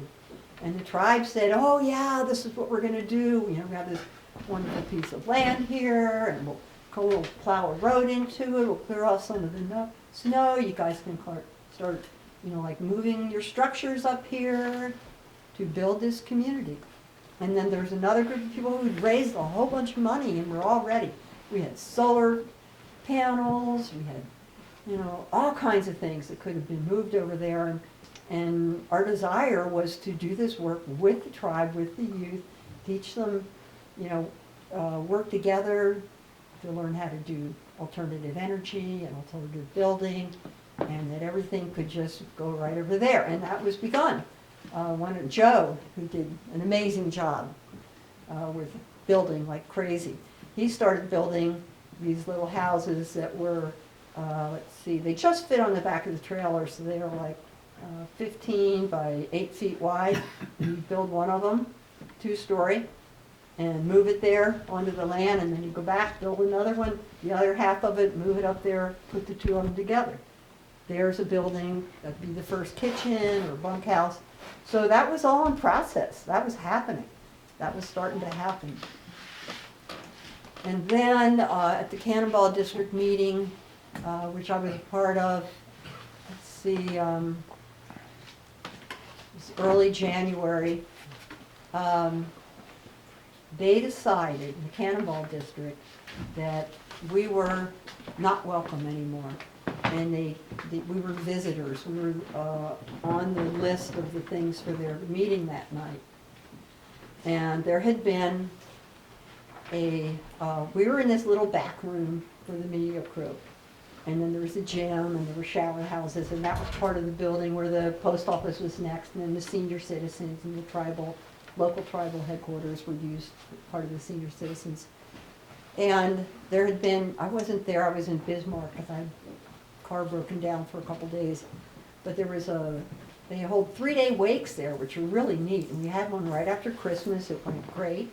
The family came in, they bring in the casket of their loved one, and then all the immediate family, they do ceremonies, and then they sleep right there that night in the gym. I thought it was great. It was just really a wonderful thing. And then the next day, the larger community would come, and there would be ceremonies all day long, and then a big feast, and then they'd go to one of the churches on the third day, and then the burial would happen. Well, that one went great, and they even invited all the media crew to come and have dinner with them, and it was a wonderful thing. And then there was another one, but the lady whose family member had passed, somehow there was a miscommunication, and it was actually written up on the board in the media room that the wake was going to be the next day. And everybody, people were in there just working away, doing stuff. And then the elder woman who came in said, "Oh, well, what's going on here?" And they said, "Well, is the wake tomorrow?" And she says, "No, it's today." And they said, "Oh, well, we didn't realize that there was a miscommunication." And she was fit to be tied. She was furious. She goes, "Look at this kitchen, it's a mess, it's disgusting, there's animals in the gym," and this and that and the other thing. Raised a big stink about it, and made so much noise that everybody was kicked out. All the media crew was kicked out that night. And then I got back, found out about it just as I was coming back, and folks had gone up to the media crew. They had got a couple rooms, hauled all the computers up there and everything. And at one point we had like 20 media people working in that tiny little room, and all of a sudden, okay, this isn't going to work anymore. And then a couple days after that, they had the Cannonball meeting, and there were people from Sacred Stone there, and some of the local young people from Standing Rock, and John Bigelow, who's a Standing Rock member and head of the media crew, and myself, and Distance, who's doing the class action lawsuit. The three of us were there from the media crew, and they had their itinerary of what they were going to do, and we were on the list as visitors. And Bobby Fullbear, Bobby Fullbear is the tribal chairman of the Cannonball folks. And right off the bat, they picked that woman to speak. So she was like, "Oh, they're terrible, they did this, they did that." And, the dogs would run in and out of the gym when the kids would open the doors, the open gym. So that's, I'm sure the dogs were in and out of the gym long before we ever had a little media room back there. And, it was unfortunate there was a miscommunication. That was really unfortunate, and I don't know how that happened. But it did.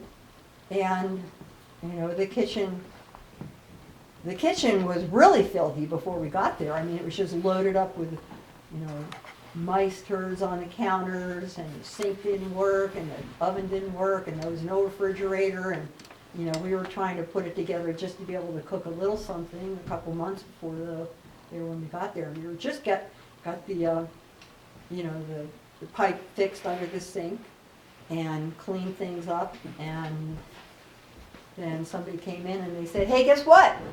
The vets are coming." We'd heard about it.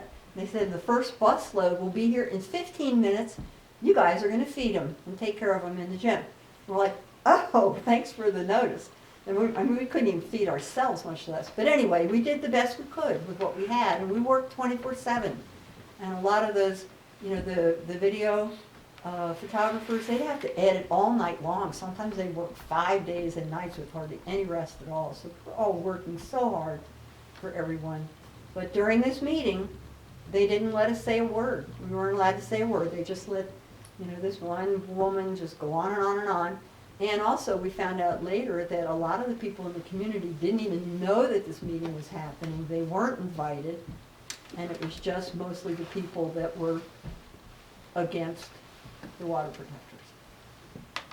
And so we were never allowed to speak, and they said, okay, now we're going on to the next item. Oh, and Robert Fulbert referred to the eco-village site as the extraction area.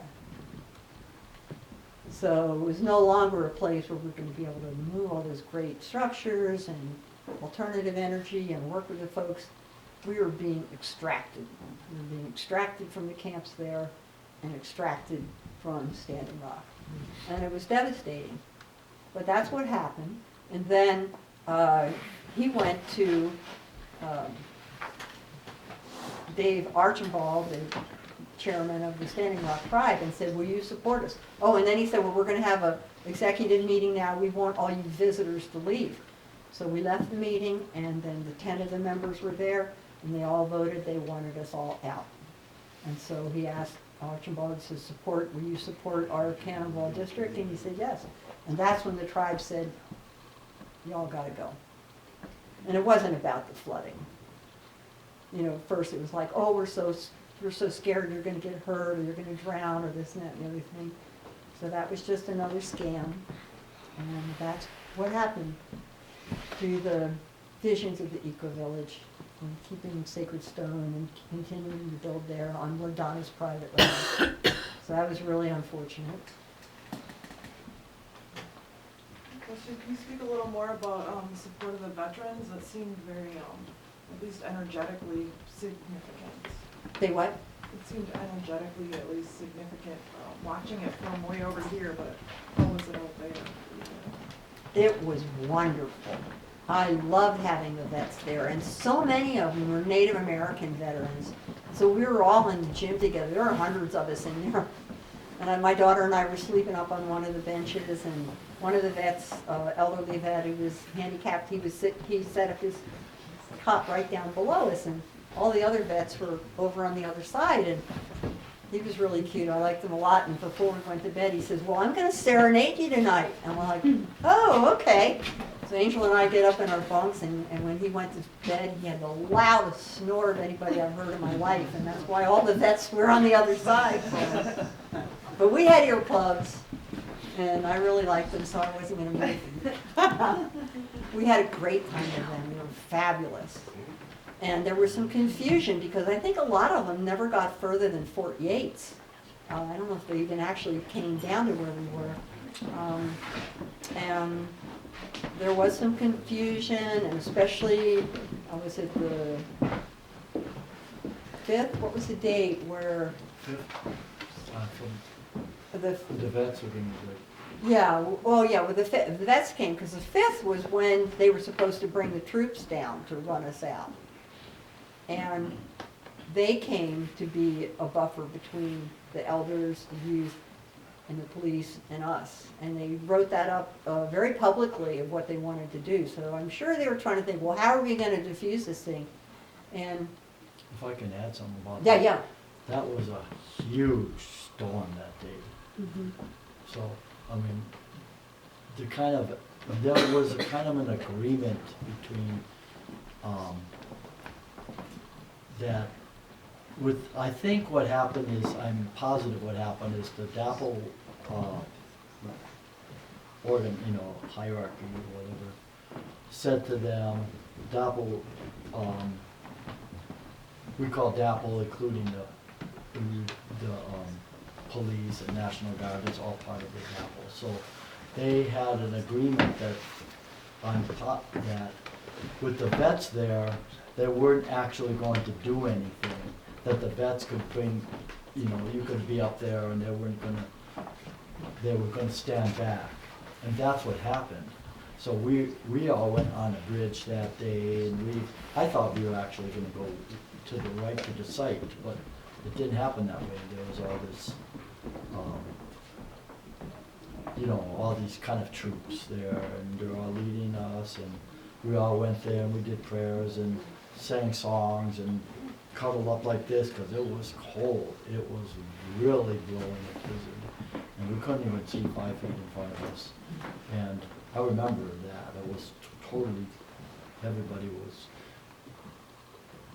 covered with snow and drenched, and beards covered with white ice and everything like that. But I was kind of surprised in a certain way, because I thought we were going to actually go and do something. But the sad part about it is right after that there was huge rolls of barbed wire fence everywhere. I mean, you couldn't go anywhere anymore. So I don't know what that all meant, but the vets only stayed, right after that action, all the vets started to leave with the exception of a couple hundred. And then that main camp actually moved up above Sacred Stone. And there was still 2 camps of vets, and there's probably 3 at Rosebud. But it was a lot of vets that were there were kind of a little disheartened, because I read some of the poetry about that, how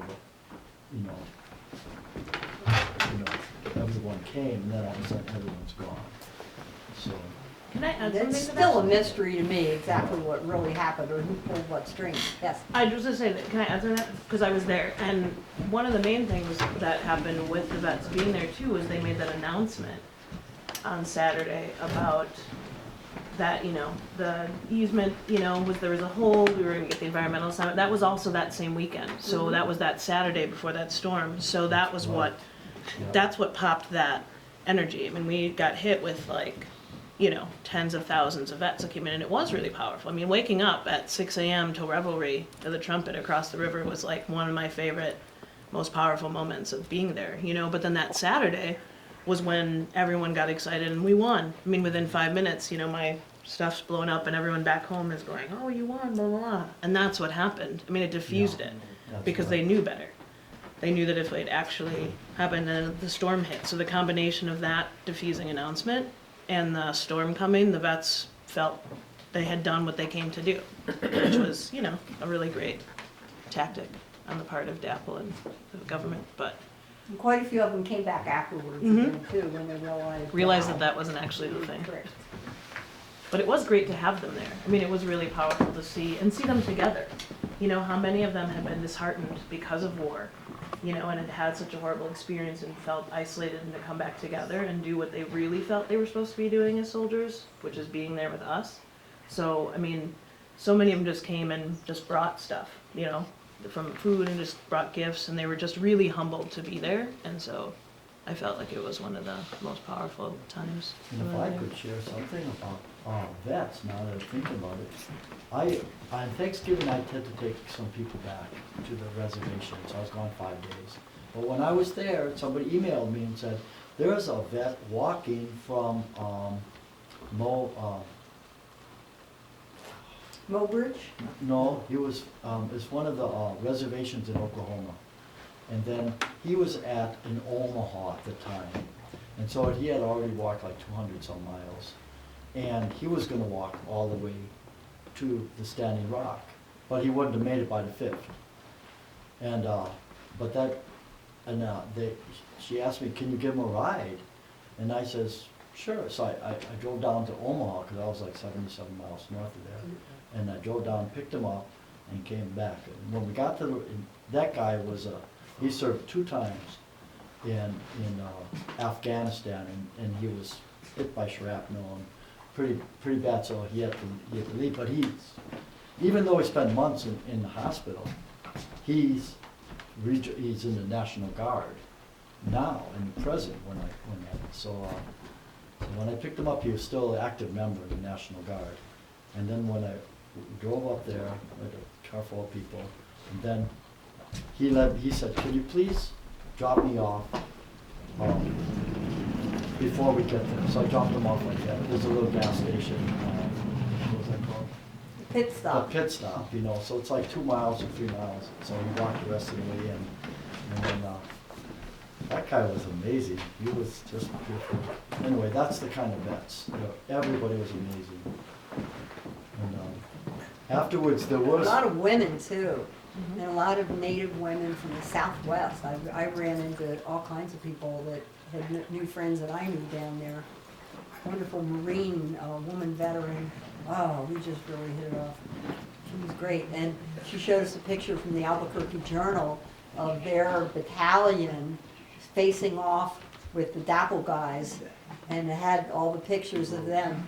And the cartoonist was a friend of hers, and he did a caricature in it of her in it, in the middle of all the, you know, the vets standing up to the DAPL guys, and that was really cute. They were wonderful. I loved having the vets there. That was very powerful for me. It was very helpful. They kept a sacred fire above the sacred stone camp on their, it was, what I mean, it's up a big hill and there's a big flat area. So before you come through the security gate to come down the sacred stone, there was a big area that the vets kept. They had a sacred fire that they kept going, which was like incognito. But it was there, it was put by a chief, and it was like, that was the place I would never get it. Because it was just something special about that fire, because no one even knew it except for the people that watched it all the time. There was like always somebody there watching it, and you know, and that's 24 hours a day, so they're taking turns doing that. And it's like, I just felt like that was such a beautiful thing. Then they didn't have an outhouse. Well, they did have one, but it wasn't enough. So, and they had, so they said, I says, well, we discussed what kind we should, you know, build for them and stuff. So I was gonna build a regular, cause we built 10 outhouses already, so we had some of the pieces cut out for another one. I said, well, we'll just put together another one. So in the midst of putting it together, and they said, well, what we did is, cause they had a hole dug, they said, we took that other one, we just put it over the hole, so, that other new hole, so what we want, they want a compost toilet.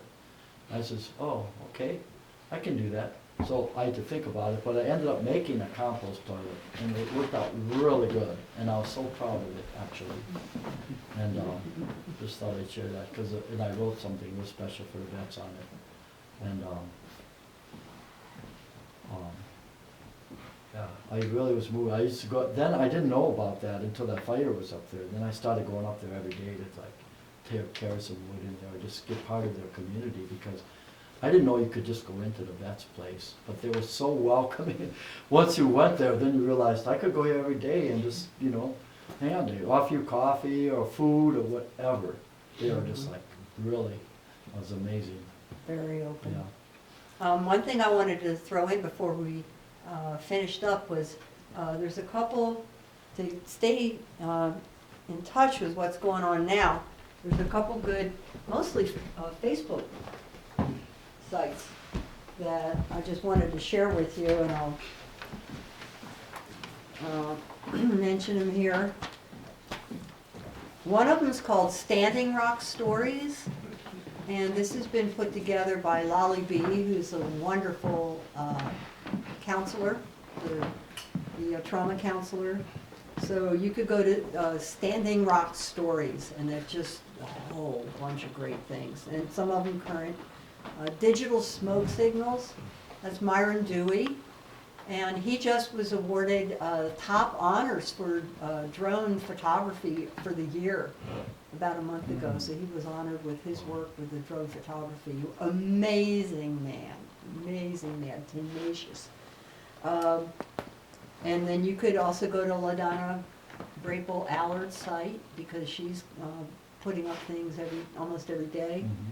And also Standing Rock Rising, that's Ryan Vision's site, and he's one of our top media people. I don't know if you ever saw the photograph of the young Native woman spirit rider on a white horse, and she's sitting there looking across this huge barricade with all the razor wires and just a solid wall of tanks behind her.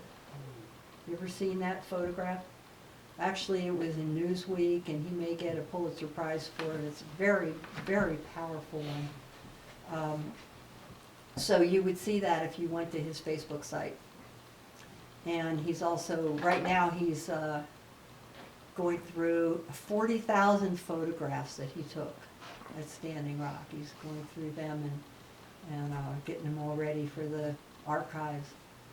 So those would be ways to stay in touch. And, yeah, Are there any sites that aren't Facebook? pardon? Are there any sites that aren't Facebook? I don't have Facebook, so I don't. Oh, I just wondering.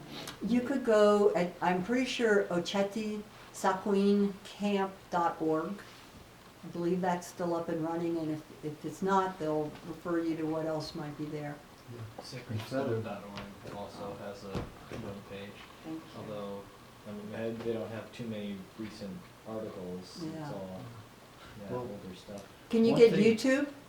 Mhm. Well, there's tons on YouTube, just right in Standing Rock, and there's all kinds of videos and things going on. Let me add one more thing, because Sure. this is, okay, the Water Protectors Legal Collective is still hard at work. The other day, they posted that, they had three people that dropped the cases for them, and explained exactly why they dropped them. All the felony charges have been dropped so far, except for a couple that are spending time in jail right now in prison, which is Dawn Fawn. Hmm, that's a setup, that was Yeah. a setup. But the Water Protectors Legal Collective is, they are giving you updates regularly. And and I should let everyone know that there's legal lawyers guild from across the whole country. Had finally took months for them to get. They worked really hard, and a lot of people wrote letters, including me and others, because we put it out there around. Please write letters to this address, which is in the Supreme Court in North Dakota, to allow the attorneys from around the country to represent legal water protectors who have been arrested. Because out of 700 arrested, for a long time, there was only like 100 some that even could get any legal defense other than your own private. So they were making it really hard. Now, because of that action, that they allowed that to happen, the Lawyers Guild to represent water protectors, that now they can be represented. And so that's a really important, and then they are, I didn't they're know that they'd active. finally allowed it even, thanks. Yeah, they did, and it was really, really a beautiful thing that is, and so you can read updates of what's happening, because there's still a lot of cases to go, including, they keep moving things around, and like, mine has been rescheduled from 3 times now, this is the 3rd time, and that'll be, like the 28th of July. Okay, from October 20, the original court dates were the 5th of December and the 7th. And then they moved to February, now they moved to that. And that's like that for almost everybody, been moved around, bumped around. And so it's kind of like we're still going through it. Yeah. Oh, one closing thing on behalf of Organic Valley. The last shipment that came in, Feather had done a lot of work. I helped a little bit, get people to help make sure it got delivered, because neither of us were on site anymore. And it was it happened to coincide, the shipment was set up, but they didn't know that these things are gonna happen in Sacred Stone Camp, because a lot of people were at Sacred Stone Camp, because Rosebud had been, Ocheti Sequoia was already closed up now, so we had thought that land, we thought Eco Village was gonna continue. We thought we were gonna have that, and a lot of things, my camp was still there, I was planning on going back. But so that just got bulldozed and, but the food came and it went, friends of ours, both of ours, went and they delivered it to the camps that had been when the people left. But there was so much food that they also took, one man came forward, the elder, he's in the 70s, and he was there for a long time, he was a native man. He went to every door in Cannonball, the little town, which isn't that big, but it could be Still at least 70 households. 70 households. He took a box or package of food to each and every one. So that is a really beautiful thing. And that wasn't done, that was done with that food from that order. So that was organic, fresh, and from locals. So, Thank you all so much for coming. Thank you so much for coming, and thank you for caring, and thank you for listening, contributing, and all I can say is we just have to keep praying and love one another. Trying to get a handle on the topography of the place. You got what is it, Cannonball River, and then the camp, and what is it, not too far from it, is it Missouri River? yeah, well, the Missouri River, the Cannonball River runs into the Missouri River. Yeah, because eventually I'm thinking they gotta go under the Missouri, right? Yeah, there's a lake, Hawaii. Oahe. That is that was a man-made lake in about 1980. Well, the government actually declared and signed it on a piece of paper that the Army Corps of Engineers was responsible, because that's drinking water lake, and that's connected to the Missouri River, but it's a man-made lake. That was, they were responsible to keep it clean, and the mineral rights below the lake were owned by the tribe. So everything they're actually doing by digging down there is I making. want to know exactly how deep they're going. I mean, are they going into an aquifer? In a sense, they are, aren't they? Yeah, I mean, it's part of the aquifer. I mean, the largest aquifer in the United seen their States plans, or is they right get there. secret with the Army Corps or something?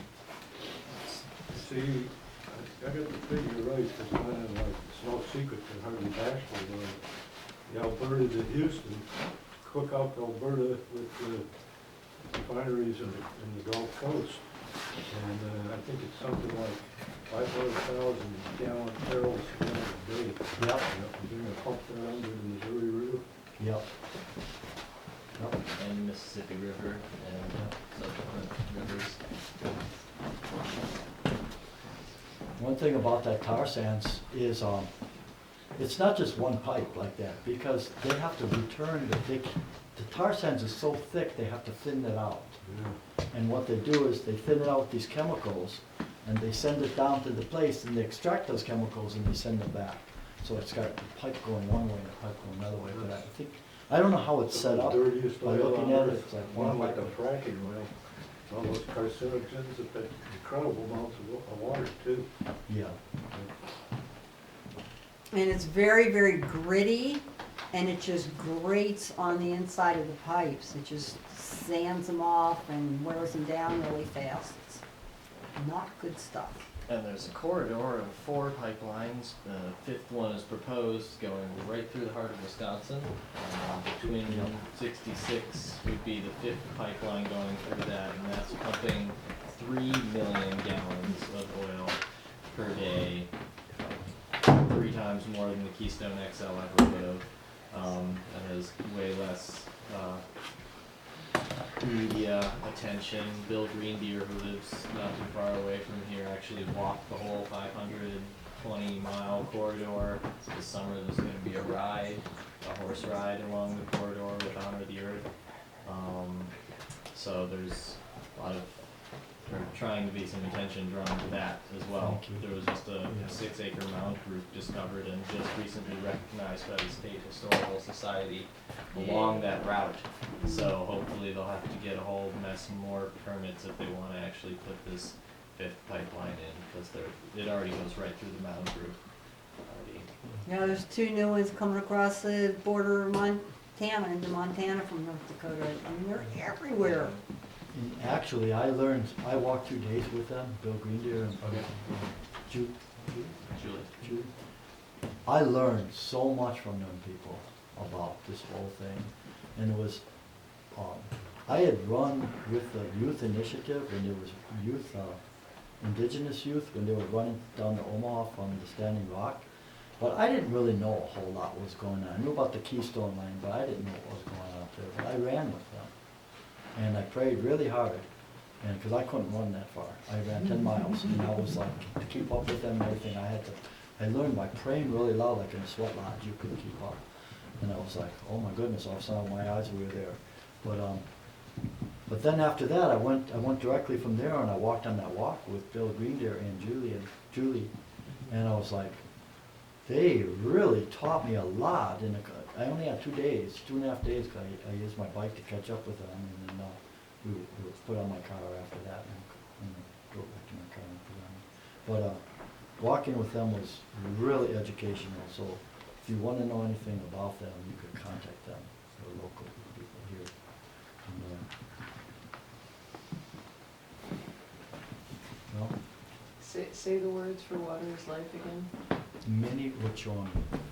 Minnie Wachoni. Thank you. Thank you. And then I also Thank you, learned Jen. a couple other Lakota words. Wopilas, thank you. Wopilan. And one of the elders calls me Riaka, which is better.